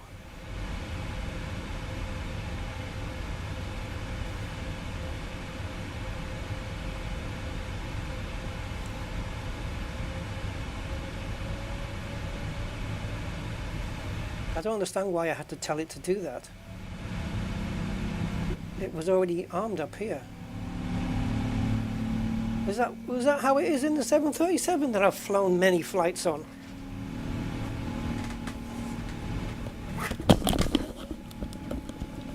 Surely not. Surely you just turn the knob and it just frickin' does the thing. You don't have to turn it and then press it in. I think you only press it in when you want it to do it now. And I don't. I just want it to do it when it gets beyond 7. Well, ain't that frickin' jack dandy. So what have we reduced it to now? Is there a top of climb anymore? Oh, isn't that wonderful? We got rid of that. Yeah, we need to do longer flights in this, guys. This flight's it's too short for this plane. By the time it gets up there, it's time to come down again.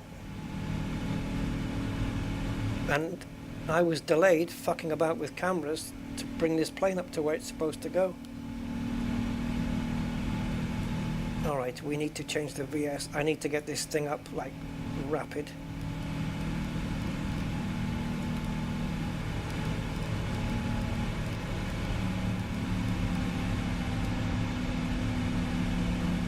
Start climbing like a bitch. Oh, okay, hold on. It doesn't like that.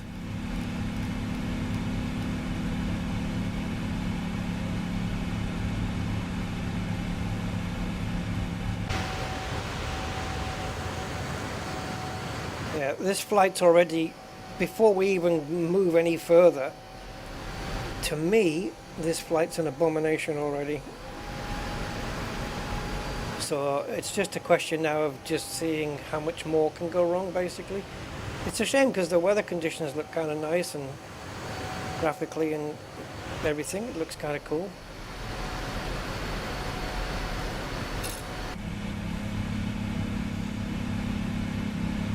But we're just let down by technicalities from what you would expect of a first flight.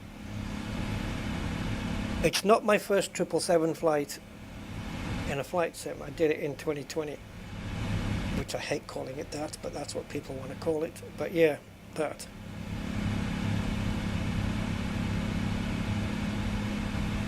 Why does this arm now? Ah, now, yeah, now you arm. Right, you can't use these for takeoff, right? But for takeoff, it's RTO, so why doesn't it enable? Good evening, Gray. How are you, sir? Contact Zurich radar 1. Technicalities are giving me jip today. 2627 heavy. Right, there's the Alps we're flying over finally. Zurich radar, Rushton 2627 heavy. Good evening. Crossing flight level 1 for 5 for flight level 170. Right, clear me up to 35, will you? Let's see. Here we go. We got it. Identified. Climb to flight level 350. Yes, gladly. Now look, I've done it, right? So it's armed here. Rushton 2627 heavy. So this plane should not, well, it won't now. I've got it on vertical climb. But normally it should not stop at 17,000 anymore. It should just keep going. But I've got the vertical speed going 2,000 feet per minute because I need to accelerate the climb. I need to get us up there quicker than what the plane wants to do it. Because as you can see here, it thinks it's going to reach 307 and then start descending straight away. So that we're not even getting to 350 at that point. And that's coming down now, so is that good or bad? We need a flight level 350. Did I miss it enough to scrub out that 109 nautical miles? Runway 26 left. I mean, it's there. Ready for descent. Detour from Bravo. Runway 26 left. This needs to say 350. Right, we do have a bit more power left in us here. So I'm going to increase the plane's Descent to flight level 110. ascent rate. 04 Mike. Let's go with 2,500 feet. Lufthansa 04 Mike. Contact you. And that looks cold. 305. Contact Munich Airport 132.305. Lufthansa 04 Mike.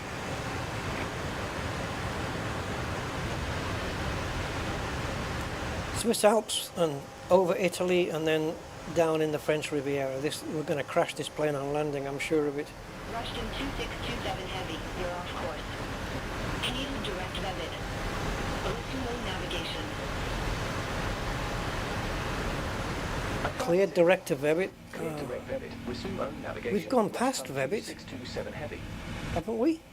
Or is that the one that's further down here? No. We've gone past Vebit. So, all right. So they're not gonna talk to us anymore now until descent.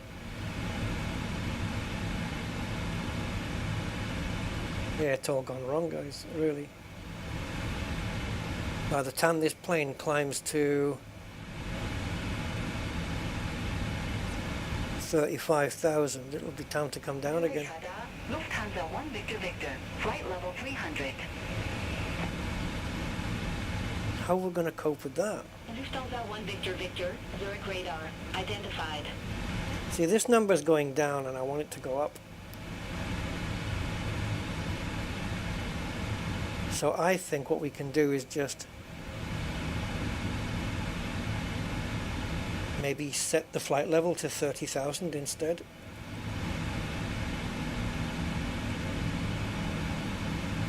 I really don't know. This is a new situation for me. I've never been in this scenario before. Zurich radar. Fenix A321. Flight level 203. Fenix A321. Zurich radar. Radar contact. Climb to flight level 380. Now we got a message. I'm not reading the messages. I'm not reading them. Invalid entry. Why can't we fly at 30,000?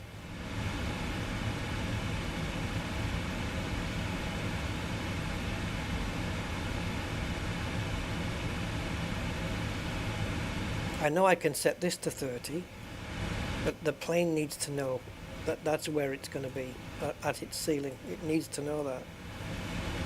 I'm sure of it.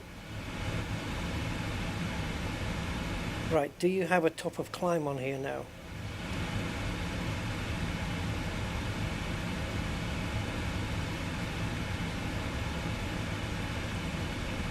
Oh, it's got one. No, it's top of descent. Okay, so basically the moment we reach here, we'll still be climbing. And good evening. Out of flight level 140 for flight level 170. I'm gonna shut ATC off, guys. I'm fed up of listening to it. So by the time, yeah, we're in the middle of climbing and we're gonna just have to descend straight away. That's insane. Oh, GSX, this toolbar. There must be a way of stopping this from appearing. They did this in 2020 and people hacked around it, and yet Asobo didn't get the memo that we don't want it just appearing when we go to the top. We want to be able to get to the top of the screen and have to click and then have it appear. Because it interferes with the buttons. You can't twiddle buttons when it appears over the top of it.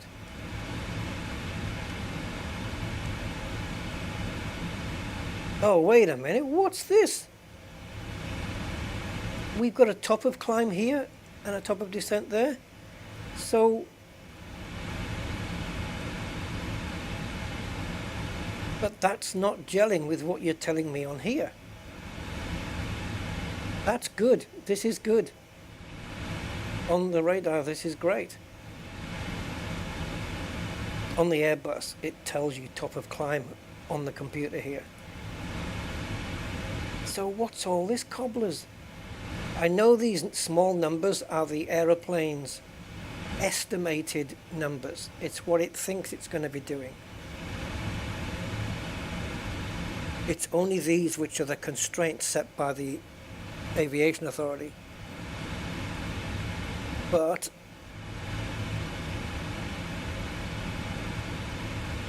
oh, it's going up now.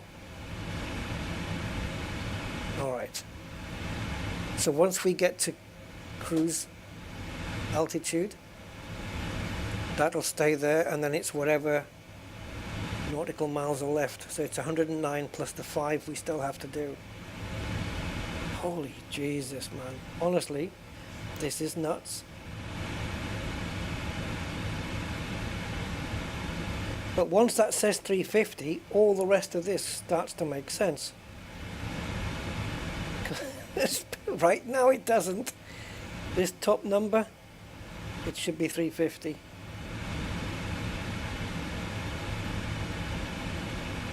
But okay, I get it.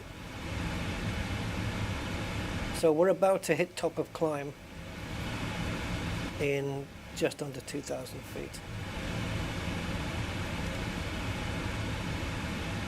Yeah, that's not where you are. So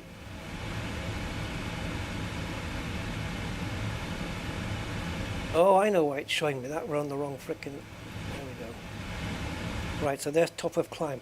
The green arc is where the plane is going to make 35. Fine. Perfect. And this is at Odina, and we're going past Odina, so now the next is Enoba. So are you telling me top of descent comes before Enoba? That's what you're telling me. All right, so the plane is now leveled out. So the VS, oh, it's already cancelled. Oh, awesome. And the VNAV can come back on now. Cool. All right, so it must be the case that top of descent comes before Enoba, because this is already down at 286. And there it is, top of descent is there, and we start descending, and the plane thinks that if we start descending from 35,000 at this point, by the time we get to Enoba, we should have descended down to 286, and then 211 for Azo B, which is there. That's the plane's estimation. Cool. All right. Oh, look at that, guys. Sunset over the Swiss Alps. Come on. Well, are we over the Swiss Alps? Well, I think we're over Italy now. We're going to be covering the whole of Italy.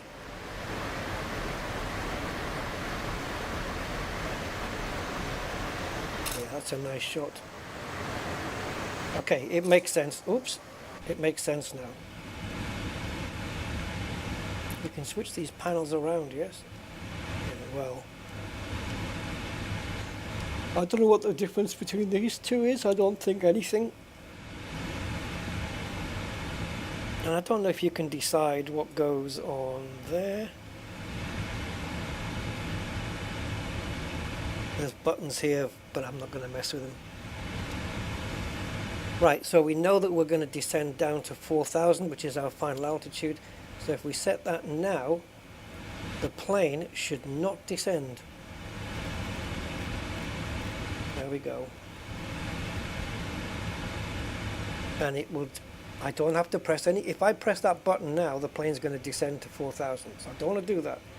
I want to leave it armed here, so that when we get to top of descent, the plane will begin to descend to 4,000, obeying all the constraints on the way down. What could be simpler? Right, where's the approach? Okay, so approach is all the way over there. I don't know what this does. I don't even want to ask. Oh, flight level change. Is it?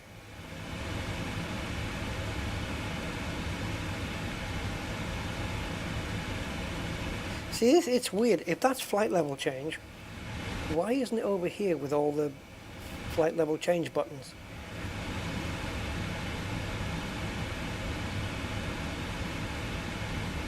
I think this is to get some kind of quick response to do a flight level change. Like it's like instead of just setting a different I'm not quite sure, but instead of just setting an altitude and pressing this, I think this is just a way of, I don't know. I think it's just some kind of different way of changing flight level quite quickly. Okay. Cool. Something like this. I'm no expert, obviously.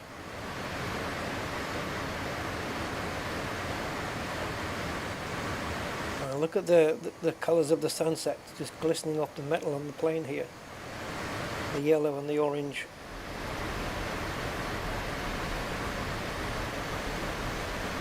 It's amazing how lighting has got so complex now in games.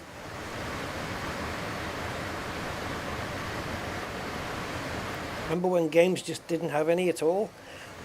No lighting, it was just like, you know, I'm talking like Jet Set Willy and Pac-Man. There was no shading, shadows, it was just characters, sprites. And then we got simple reflections on the water, and it was like, wow, that's amazing. And now the lighting is just, it's crazy. It's crazy where they've got to now because it's so complex.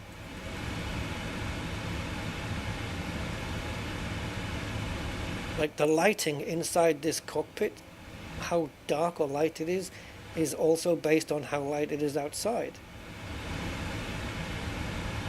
We've got ambient occlusion as well, and then we've got well, it's not strict, well, I suppose it is light based, not refraction. What's it called? Radiosity, where let's say you have a white wall, and in front of that white wall is a red ball, and you can see the redness, the color reflected onto the wall. There's a redness on the wall. That's radiosity. The engines are huge, man, on this. They're just absolutely freaking huge. I know look at the wing shape. It's like an upside down Mandalay, but the engines look the size that you would expect. Let me put the landing lights on. Oh, they are on. Yeah, they're the size that you would expect on a plane of this massive size, right? But if you put this engine next to a 737 engine, well, have you seen that picture where they do that? Oh boy, it's freaking crazy. Was it a 787 we checked? No, I think it was a 7.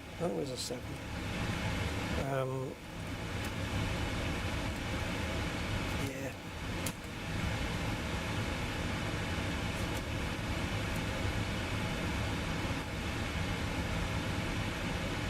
Okay, so right, so check this out, guys. Just going to take us out of here a second. So you've got this 777 that we're in now, compared to a 737. So you're talking, that's a 737 engine, and that's a 777 engine. The 777 engine is the size of the fuselage of the 737. You've got a 737 with a 777 behind it. It's massive, guys. Look at this. 737. Well, that's a 738 and a 777. The difference is frickin' humongous. I mean, this shot, look from the top here. This is what we're in, and this is what I've been used to flying. Oh, yeah. Yep. Yep. She's big. It's freaking huge, man. But I like it. I like this one, and also flying the Airbus A380. There's an A350 out now by any bills. It's expensive, but I've heard that it's not very optimized. Like, it's a bit of a frame rate killer. So I don't know. Right now I'm pushing 50 frames per second in this PMDG 777. I've got 50 frames right now.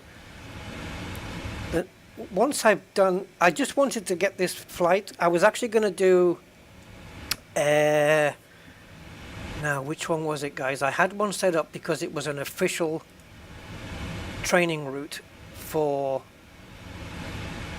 777 pilots, and it was San Francisco to Los Angeles, the Californian corridor, used for crew training in 777s. My ultimate plan on this is to do coast to coast, New York to LA. It's a 5-hour flight, but don't worry, we don't have to do 5 hours because we have time acceleration. We can send it to 4 times, so the flight will be about the same time length as this one. There's top of descent coming up already, look. Jesus, Switzerland to the south of France, and we're already about to descend.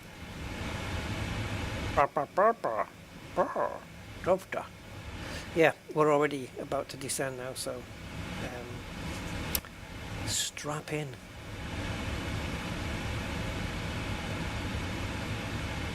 And all this is a whole, the descent path that we're coming on, this is a whole song and dance. I can't wait to see this unfold as the plane tries to navigate its way. So here we go. The moment we hit that, this thing should auto-descend. Unlike the more sophisticated Airbus, which doesn't. You have to wait till you get to top of descent and then press the button, like to say, right, go now, go now. But this doesn't. This, well, let me just say, the 737 will auto-descend. So the 777 should. Let's take a look outside before we get there. Where's this? This is the sunset side, isn't it? Yeah, it would have been a lot lighter had we gone off on the first flight. And we could have been landing at sunset, because we would have been landing at around 8:30 in French time, or our time actually. We would have been landing 5 minutes ago had we taken off on the first flight. Oh, are we descending? We are. There we go. I knew we were going to do something because this just came up. Alright, now this needs to level. So again, the white line is what the plane is doing. It's where we are, vertically. And the diamond is the vertical flight path, the ideal flight path down. So if you could take a cross-section of that and look at it, that's what it would look like. And we are a little bit below the flight path already, which is fine. I think if we see here, here, yeah, so if you can look at it like this is your vertical line of descent. If you're looking at it from the side, so actually this way you're looking at it from the front, but you get the idea, right? This is where the line is. We're coming down across like this, and this is your purple triangle. And the white line, we're just underneath, so we're just underneath the flight path. Ideally you want them both matched up, and the autopilot should take care of that. It should alter the angle of attack, the descent profile. It should alter that to keep those two in order. If the plane's going too fast, then it won't, and we need to add drag with the speed brakes. We can put the speed brakes out just to slow the plane down a little bit, but as we're under, it's not by much. The plane will recorrect itself again. And you can see it again here, same thing as here. And you can see it here with just below the flight profile, but it's fine. It's not by hardly anything, so it's all good. I still didn't figure out where to put the wind data either. I actually can't remember. FMC comms. Oh, look at this. If we put the descent forecast in now, then the plane will know what... It's a bit late, but okay. So these are the winds at these altitudes, and that helps the plane calculate. See, look, we're above now. What the hell?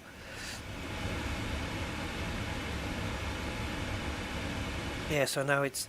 I don't know whether what we just did has affected the plane's calculations. I don't know. But again, it should correct. It should correct. So what the hell's it doing in here? Uplink, wind, and then, yeah, descent is all we need now because we've got past the rest.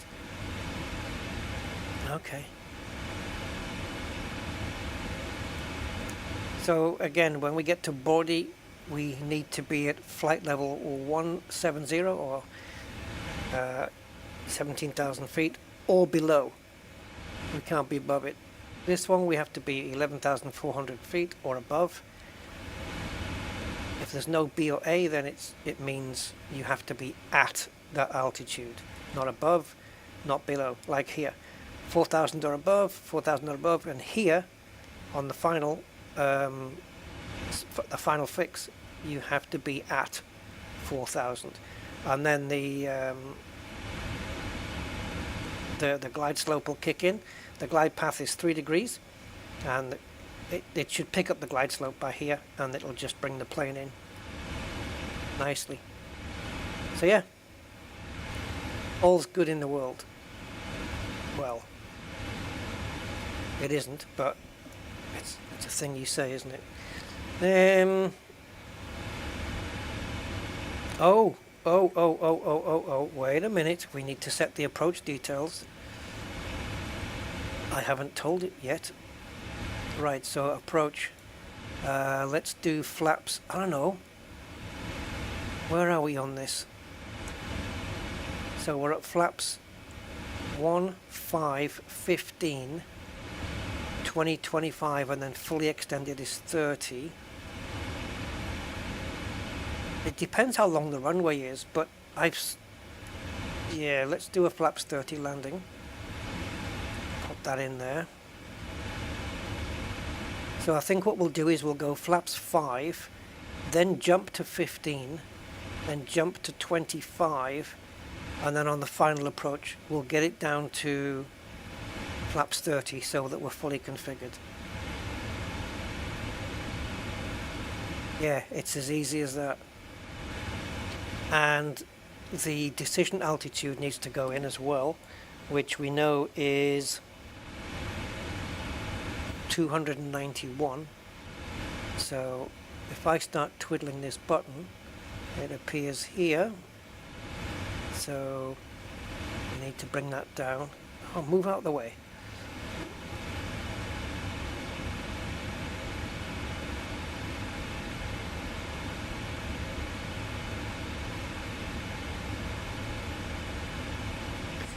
Transition altitude is 5,000 apparently. So that's when we need to get the QNH for the destination airport, which I can get now.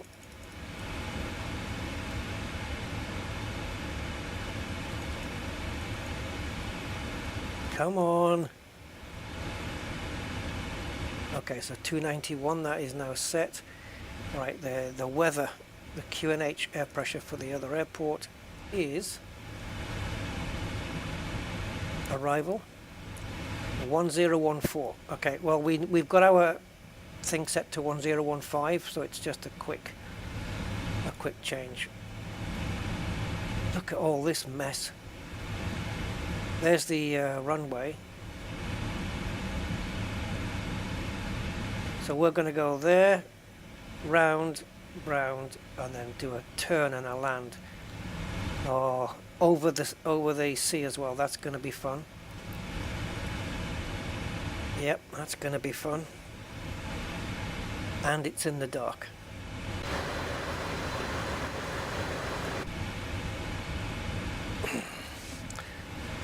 I was actually going to run with a Swiss Air livery, but I didn't have one. I don't know if Switzerland have got 777s, but I did have an Air France one as we're coming into France, south of France on the Riviera. Then that was fine. Now, the other thing, of course, is the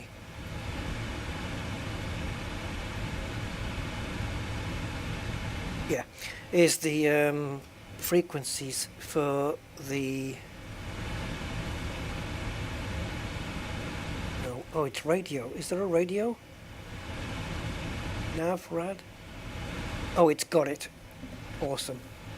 The inbound course is 42. It set it to 43. I'm not going to argue over 1 degree, but that is the correct ILS for Nice. Yep. It's got it all in. I'm happy. So the runway, is that it? No, there it is. That's the runway that we're coming in on, right? That's it. But we're approaching from the other side, from the red, where you see the red lights. We're going to be coming in that way. And so we have to make this turn. Isn't this gorgeous? Look at that.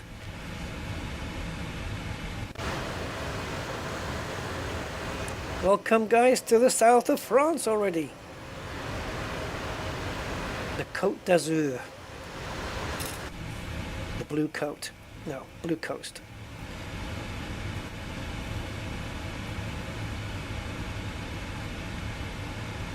So normally when we get to 10,000 feet, we're going to be putting the landing lights on, but I believe I've had them on the whole time. I have. I would normally be doing that now. Doing this, the seat belts are set to auto, so I don't have to do that either. That's another thing I would normally have been doing. And we're going to need the the turn-off lights on as well because it's dark. So that's all the lights that we need on. And we don't need to do anything now until 5,000, although apart from flaps, we don't need to do anything.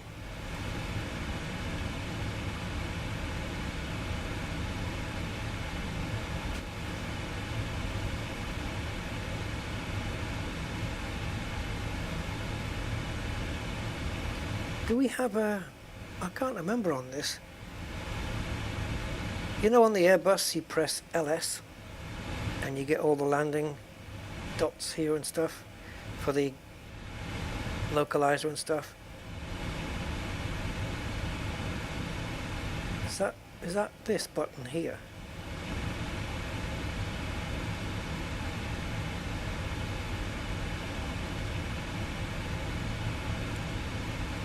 We have an approach. This is an approach thing, but I don't think we need that yet. Oh, I don't even think I'm going to use it. I can't remember whether it comes on automatically or not.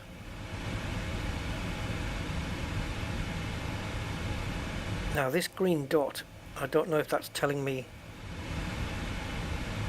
that these are my first... I don't know. I don't know if that's a descent point where you change your flaps or something.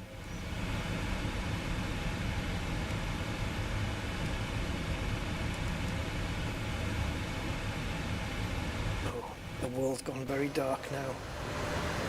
Have we got cloud? Oh, okay. I am so lost as to where the runway is now. Alright, the plane knows the way. Just leave it to it. This line going up here we can ignore.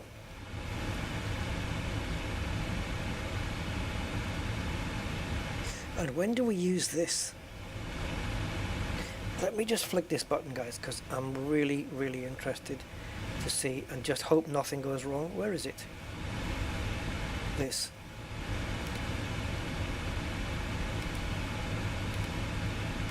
No, no, it's not what I want. Okay. It's not what I was after.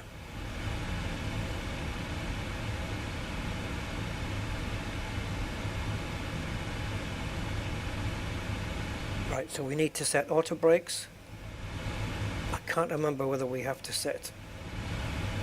Yeah, I think we do. Set the speed brakes as well. I think it only whinges if you do it on takeoff. So we arm the speed brakes, which is this. Pulling this down into the armed position. Is it going to whinge if I do it now?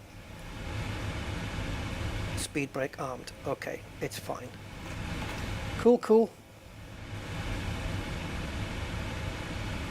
Right, so we're dropping under 11,000 feet shortly.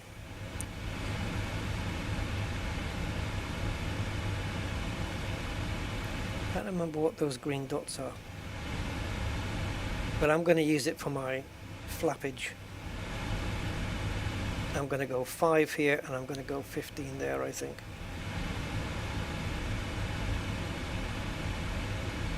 Can you just zoom out a second so I can see the rest?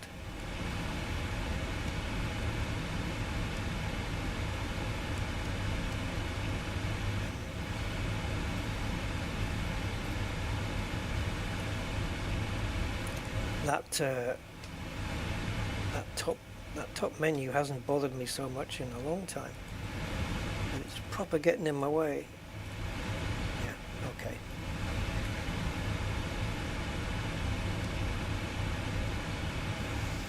Alright, here goes the turn then. We're going way too fast though. We can't put any flaps on. We're going way too fast, so I don't think that is a flappage point. There's no notification about the flap speeds here. Oh, there they are. Right, so we're looking at 235, 215 and 185, and then 170. So 235 and 215. So until the plane decelerates down, which it's going to 240 now, we cannot be flapping.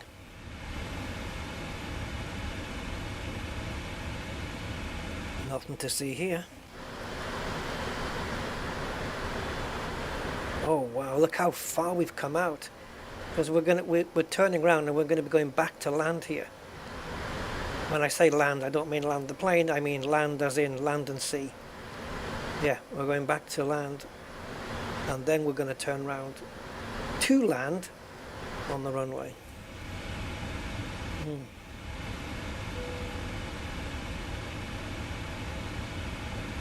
We've got to do this in the daytime as well, because ChatGPT was talking about the flight and saying that it was like a very cool approach into the runway. It says Nice has a stunning sea approach, runway 04 left, which is what we have over the Mediterranean. It's so stunning, it's dark. Yeah. So now when we turn, we're going to be heading back towards the land, plus a little dogleg over to the left here. And then I think we just turn down. Yeah. Right, so here's your references here. So here's... I don't know why it says up though. Is that for takeoff? I don't know. Anyway, any speed below this marker, we can get flaps 5. We'll set the auto brakes to position 2. Or do we go, yeah, position 2.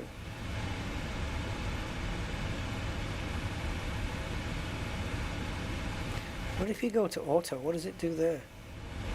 Oh, it set it, is that right? Set, yeah. No, okay, forget that.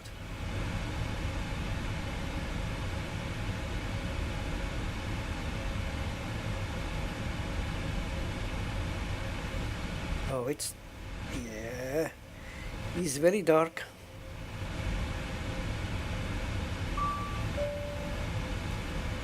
All passengers be reminded to turn off your phones, which shouldn't have been on in the first place. Thank you.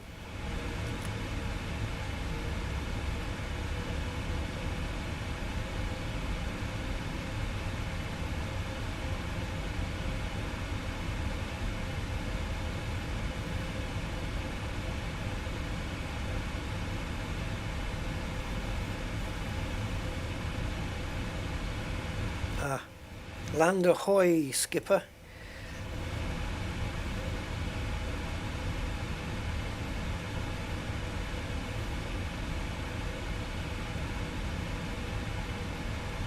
Right, so we're dog-legging over to the left here, and then we're going to just do the final turn and into the runway. Sure. What could possibly go wrong? Absolutely nothing. Come on, plane. It will pick its point to decelerate again, but it'll know when. I think Lempu, it has to be doing 200 at 4,000, but that's in 36 miles. It can't be going faster than 200 or slower. Wow. So the plane, I reckon this purple will go to here, the 200, and then it'll know when to do it, so that when the plane decelerates, it'll make that exactly. So the plane will know when to jump that marker down to 200. And once we get to the 230s, we can start getting some flappage going. Yeah. And we need to arm the speed brakes as well and set the approach mode, which I'm going to do before the final turn. It's not going to pick up the glide slope or the localizer while we're coming in at this angle, I don't think. Oh, actually, localizer, it might. As we hit here, yeah, it could pick it up, but it won't pick up the glide slope until we're facing the direction of the runway, I don't think. I don't think so. It might, but it won't be. Yeah, it needs to pick up both of them up here. I don't know how it's going to work, because localizer, like, this is your runway coming in that way. So your localizer sorts you out this way, lateral, and your glide slopes sort you out vertically. So both together, working together, the localizer keeps you in the center of the runway, and the glide slope sorts out your descent. And if they're both working together, that's how your plane can auto land.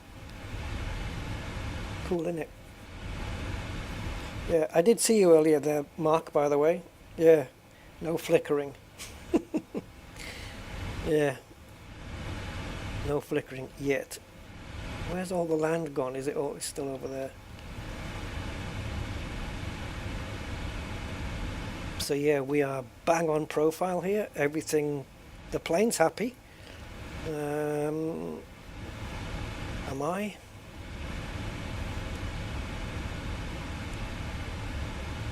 Yeah, so this line is just in case we're not going to land on the runway. This is the line we would have to take out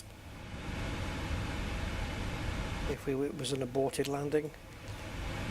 I've got no plans on aborting the landing.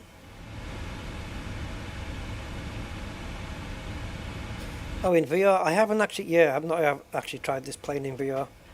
But yes, it is quite something. As long as your screens are not, in your eyes, what you see, as long as they're not flicking around too much, because you can get that. When you look around, if you haven't got things set up quite perfectly, and you look around and the image kind of jumps around a little bit.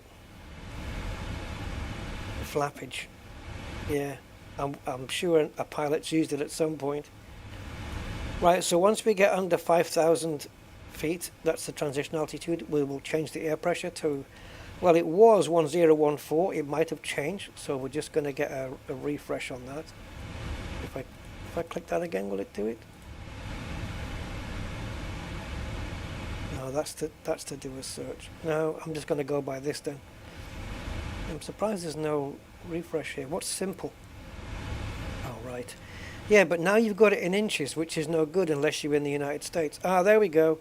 Clickage. We've got clickage, guys. We can... Perfect. So hectopascals is 1014, or you can read it off here. Basically, the wind, 260 degrees at 4 knots, which is what that tells you. This is your time and date. Well, it's supposed to be time and date. That doesn't look like that. Yeah, it is. Yeah, it's, you know what the month is. So it's the 14th of May, and then this is the Zulu time. 1930, okay. There's your air pressure, which is here. And then you've got, what's the other thing? Oh yeah, you've got your temperature and your dew point, which is here. So that's what that's the temperature right now. And this will be the temperature when it gets its coldest tonight. As you see on your weather app on your phone. You get 2 temperatures, don't you? Oh, look at that bit of sky there. That looks freaking awesome. I'll take, oops. I'll take that shot just from there. Right, are we slowing down yet? It's got 12 nautical miles to slow down to 200. Well, that's plenty. Right, we're nearly getting to 5,000, so I'm actually going to switch the air pressure now. 1014. There we go. 1014 hectopascals. So now it knows a more accurate altitude.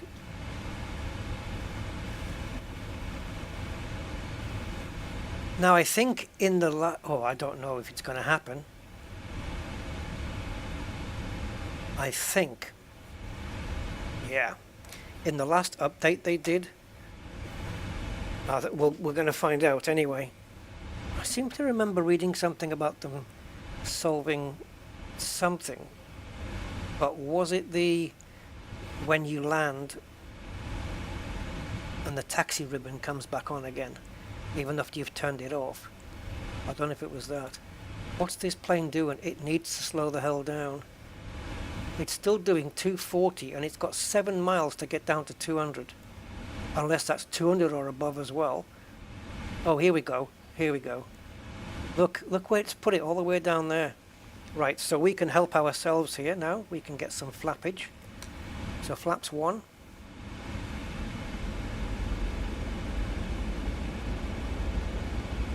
And flaps 5. Okay, then it's 215 for the next one, isn't it? 215 or below is when you get flaps 15 out. So we're at 5. And then we've got 10 and 15 next, I believe. Oh no, there's no 10? Get out of it. Fuck, there's no 10. So should we just do 20 and then 30? Yeah, let's just do a jump to 20. What's the 20 speed? 195. And where's the plane going to? 170. Okay, that's fine. So there's 195. You see it says -1 there, like flaps 1 and flaps 5 there. I've done it differently. Right, so there's 200 now. It has done it in time, hasn't it? But it still needs to lose 400 feet before it... Oh, here we go. So I'm going to arm the approach mode now. That's what brings the little bits on the thing. Okay, my flappage, we're going to go to 20 now. And my next one's going to be... We'll do 25, I think, as well, which is at 185. We're already at 170, so we can engage that now if you want to.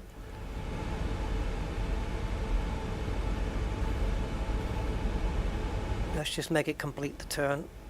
It's nearly doing it now, so let's do that. So there's the localizer at the bottom, and there's the glide slope. Oh yeah, sorry. It's a bit early though. Yeah, I'm going to cancel all that.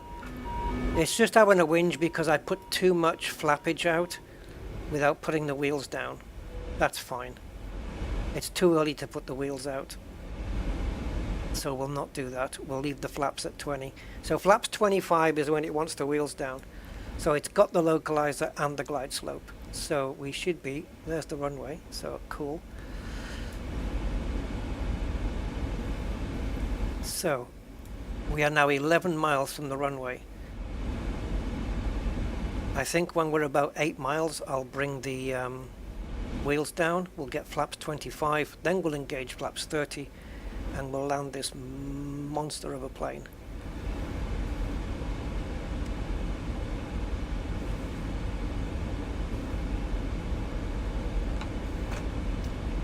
Speed brake armed.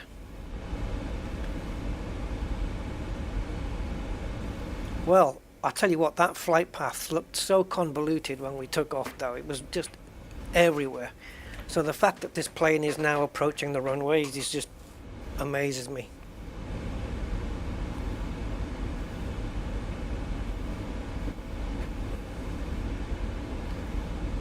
But okay, we got there. Okay.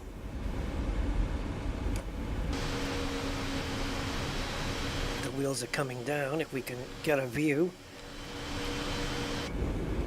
And flaps 25. Yeah, it 2500. It's saying config gear. I think that's because the wheels haven't gone all the way down yet. There we go. The wheels are fully down and locked. So it's fine. It's absolutely nothing. It's just a little warning just to let me know, hey, you're putting flaps 25 on, mate, but you haven't got the wheels out. Can't be doing that. And now let's go flaps 30.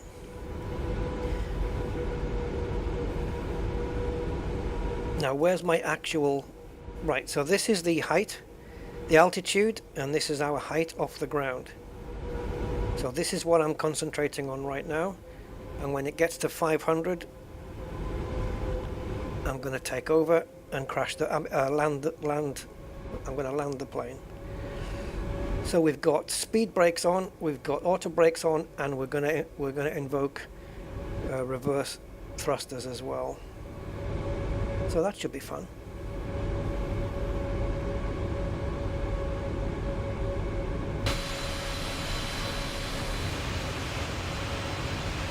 Oh, what a shot that is. Those wheels look like they were a bit bent for a minute, like they were just not fully locked, but they are. And we can also see the PAPI lights on as well.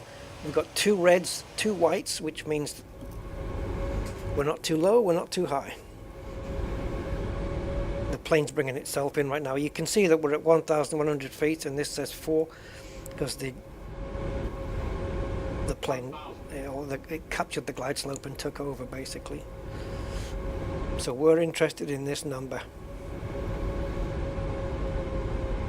Over the sea, guys, we're over the Mediterranean right now, and if we miss the end of the runway, we're back in the Mediterranean again. Lovely. What's it going to be like to handle this? Will it be easier because it's so big and heavy?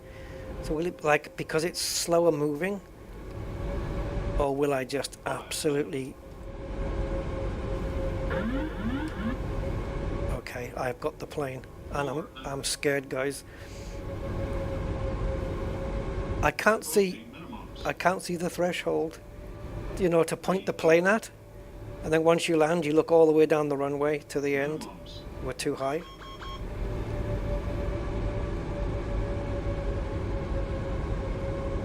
Yeah, we're too high. I should have kept it pointing down. Sync rate.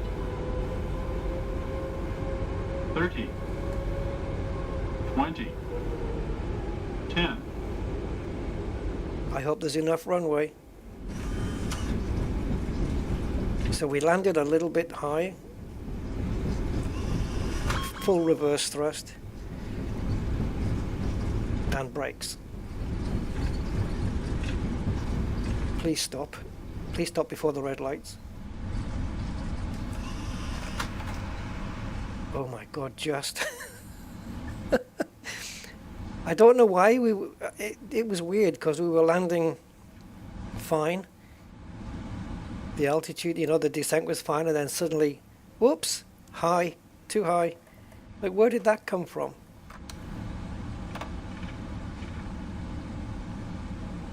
There's no other planes in the sim either because we got rid of the ATC thing.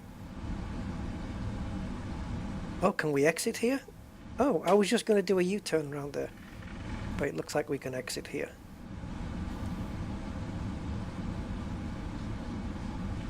Yeah, so I think because this is a bigger, heavier plane, I needed to push the plane down onto the ground harder. Like I needed to push the joystick forward, not be so light with it like in the Fenix A320 or something, just push it down.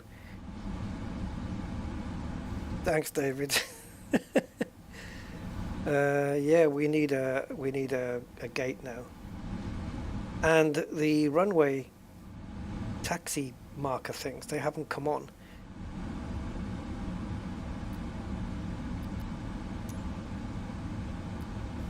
So now, if I taxi to gates,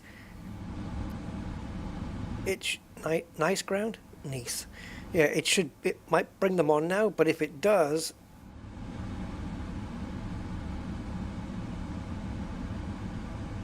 oh, I was going to say if it does, will it take them off for next time?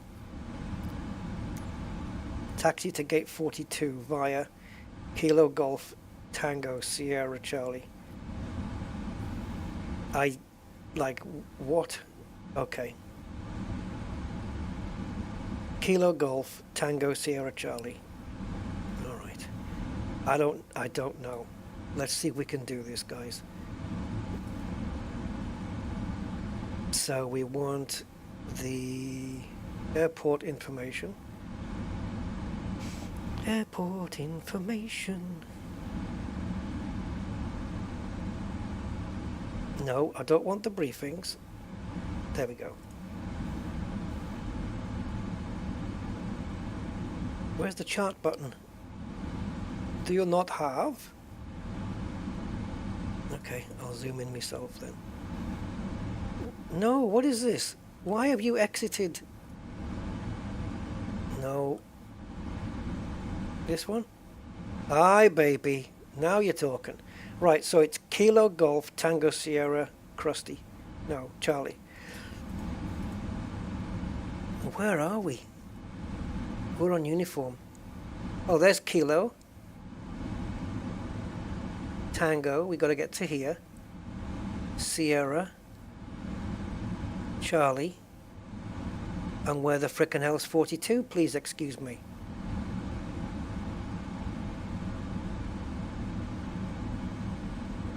Why isn't it labelled? But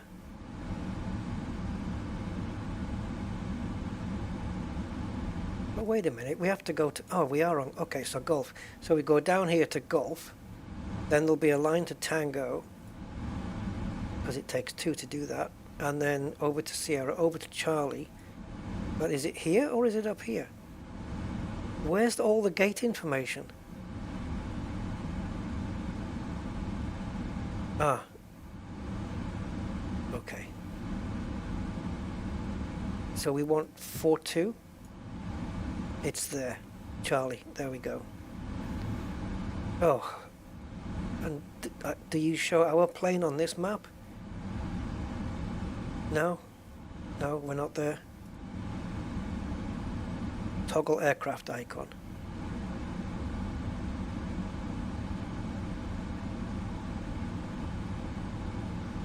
Are we there? Or not? Okay. Maybe because we're off the screen there. All right. So by the time we go to turn on to Charlie, we know where it is. It's right there, guys. It's the first one on our right as we approach this main building. Actually, there's a 40C there, but there's two big main ones, and ours is the right-hand big main one. Yes? Makes sense, doesn't it?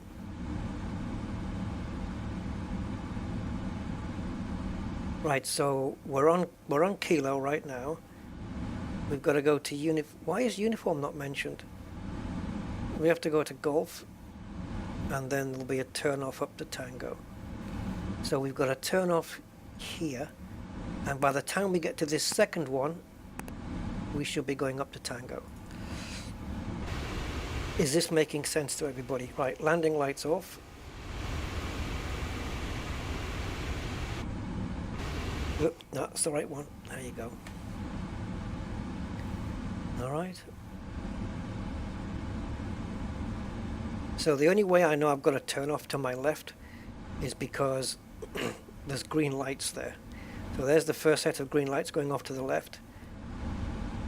Can we find gate 42, guys, on our own? Just using the charts. It'll be my first time doing it, I think. Believe it or not.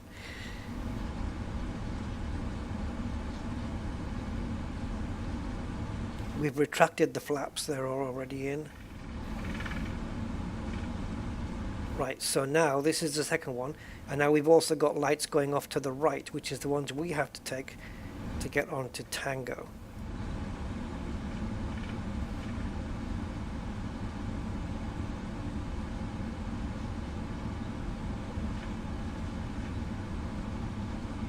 Shouldn't there be lit up signs to tell us?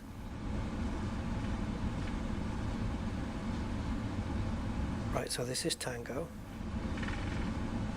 which takes us to, oh, it still says G there. Oh yeah, no, that's right. It's golf first. Okay. There's tango, it says it on the bottom. So tango.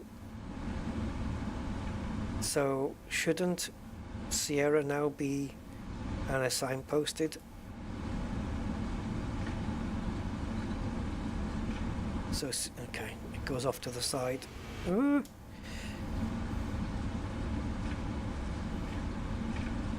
think I can find my way, but I'm not going to chance it.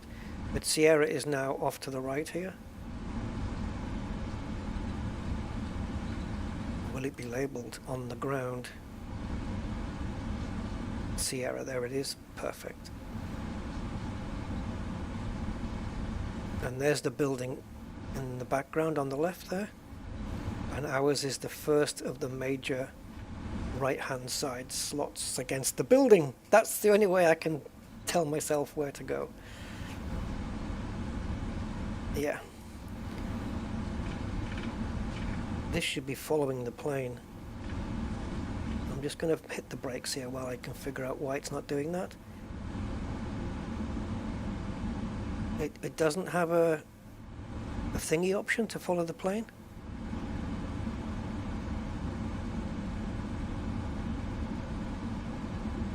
How weird. Okay, I'll have to slide it myself.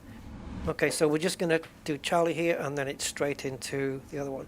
On the parking stands, is the plane still there? No, it's not. Uh-huh.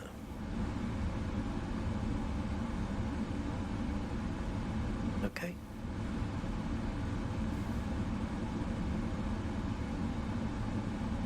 Alright, it's cool. So yeah, basically we just take the lights to the left, and it's the first major parking thing. I don't know why I keep going to that view. It's because I know I need to change views, and I just automatically assume that one. So I don't need this anymore. So it's not this line, because that takes us onto Delta. So we just keep following Sierra. You don't get a lot of light here, eh? I could put the landing lights on, that would brighten the place up a little bit. And it would probably blind anybody else. Right, so there's a left-hander coming out. This is Charlie now. Right. Is it? It's not signposted. Why isn't there a C on the ground? And now there should be... Wait a minute. Just tell me, are we in the right... Yeah, there it is. That's 42, look, yes? That say 42? It does. And so in we go.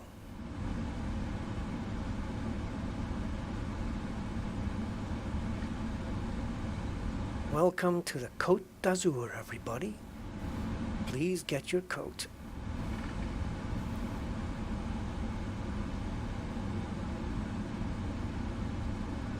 There's people in that airport. Right, what I could have done as well, if I'd had the foresight, the Bruce foresight, is turn on the APU and got that started back up. Right, so the taxi light can go off, the runway turn-off lights can go off, the beacon light has to stay on for now because the engine is still running.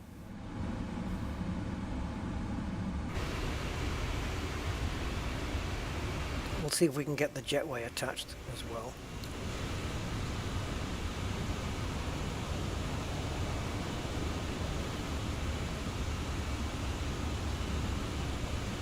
Come on.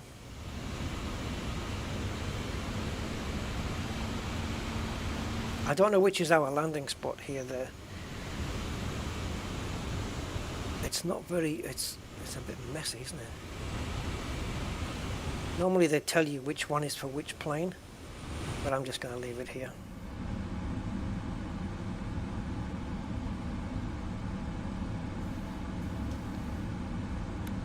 The auto brakes disarmed on their own.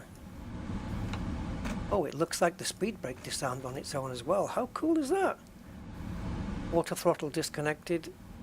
Checklist incomplete. Yeah, I didn't do the checklist. That is true. Right, APU is running, so now I can shut the engines off.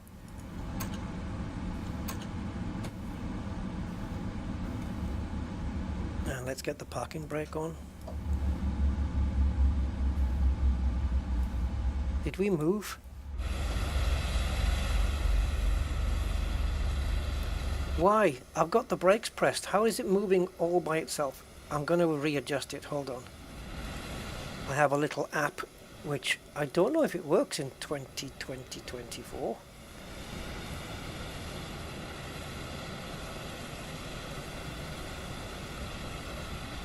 Oh, it frickin' does. Oh, you absolute angel.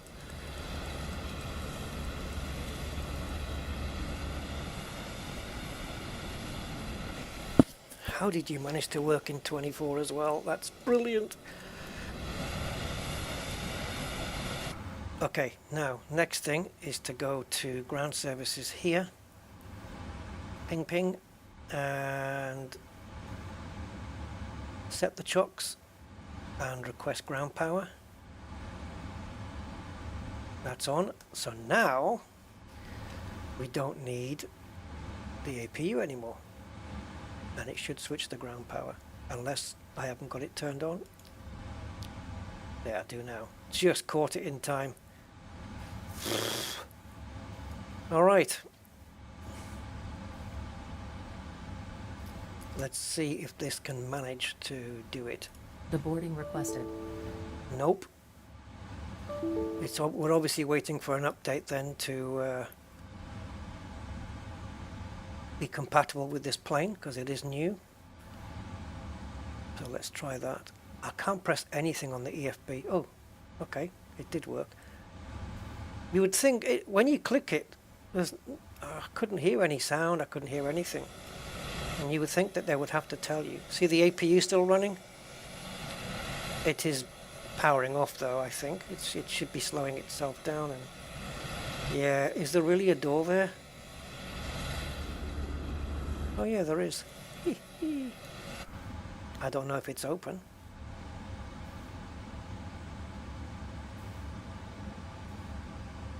Nope. But it is now.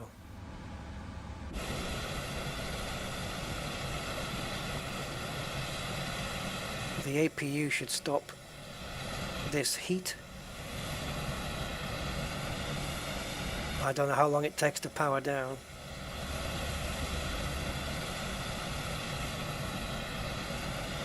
We did turn it off, right? Yeah, APU cooldown. Yeah, it's just cooling off then. Oh, guys, wow. So, there you go, it's cooled. Unbelievably, we managed the flight.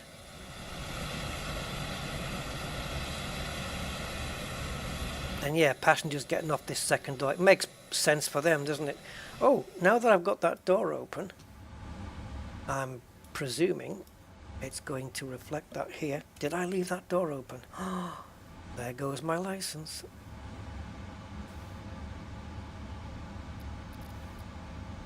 Pilot leaves door open on flight. Terrorists. So that, now where is this second door?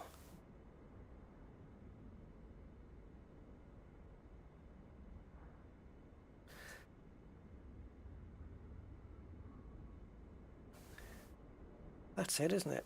Yeah. Yeah, because that's the jetway. That's the graphics of the jetway. That's not the plane. Right, so let's just all collude in the fantasy that passengers are getting off the plane now. And we're down to 38, 39 frames per second.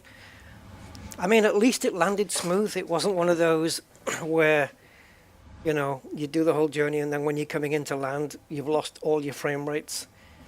Because, yeah, that can happen. And it's really annoying. So we're just on ground power now. We've got all this stuff back that we would have when it was cold and dark. We can turn all this stuff off.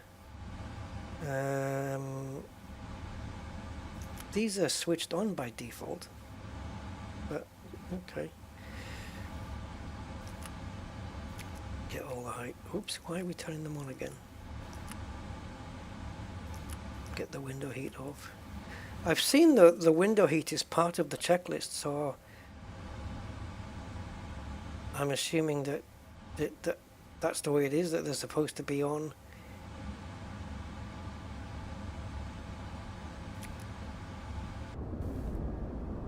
Regardless, there's the logo light, see? Lighting up the tail. If we turn it off, no light on tail. That's just to advertise your airline, you know, so we know, or yeah, just, hey, I'm British Airways, or hey, I'm Air France, whatever. We can turn the GPS off. And that. And in fact, we can even, if I bothered to close the door and everything, we could cold and dark this thing. So let's get that door closed. And then we go to ground connections. Release the jetway.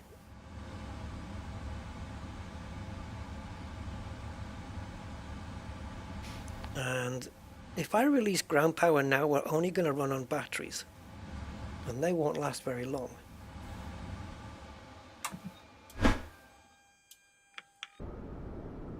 So I think we do have battery power. Yep. And if we turn that off, then we are truly dark. What's keeping these lights on? Or is that just residual electricity that will go away? Because if it is, that's really cool, because it means that they're even mapping that or simulating it into, you know, the same as just like real life. There you go. Wow, the lights took a little while to go off.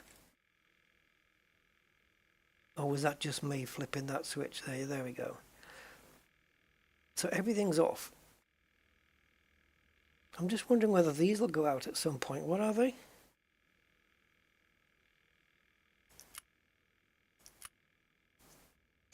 If the battery's off, what's keeping those lights on?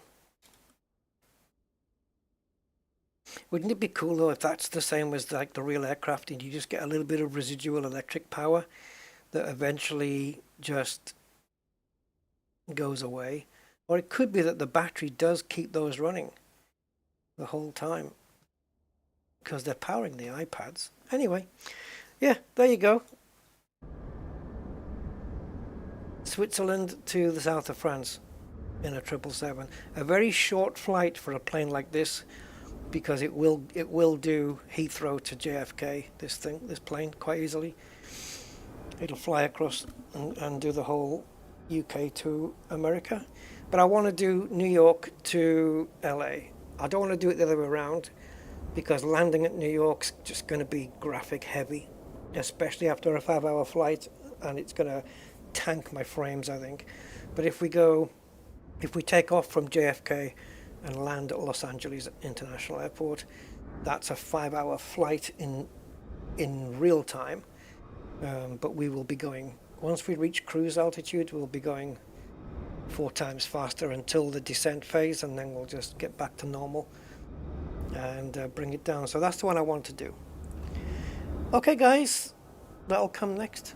So yeah, thanks Mark. It was a good route, because we should do it in the daytime though, again, maybe even with an Airbus A320 or something, because it takes you over the Swiss Alps to start with, then you cover the entirety of Italy, and then you get into France. Oh well, I say the entirety, there's quite a bit of Italy that you do cover, and then you get put into France, and then you're landing on the French Riviera. This is the route actually. So you have the route here, right? Can we? I don't know what other map overlays we've got here. Yeah, so we're starting in Zurich, right? So you've got all of Switzerland. This is Switzerland. There's the border, and then you've got Italy here, Milan, and Genoa, right? Obviously, Italy comes all the way down here, as you know, but we cover here. So Switzerland through Italy, and then just past Monaco, where we do the turn near Monaco, which I didn't realize until just now. And this was that dogleg turn we had to do, and then we land back at Nice Côte d'Azur airport right there. And look where Monaco is. And I'm pretty sure if we used the drone to go over to Monaco, we'd see the F1 track as well. It is a nice route. It is a nice route. It is. Yeah. How cool. Switzerland, Italy, and France. But we just get into France, don't we? Look where the border is to Italy. Like, it's right there. Anyway, guys, I hope you enjoyed it. If you did, cool. And I'll catch you on the next one. So until then, guys, have a good one. Let me just get to the menu and shut this up.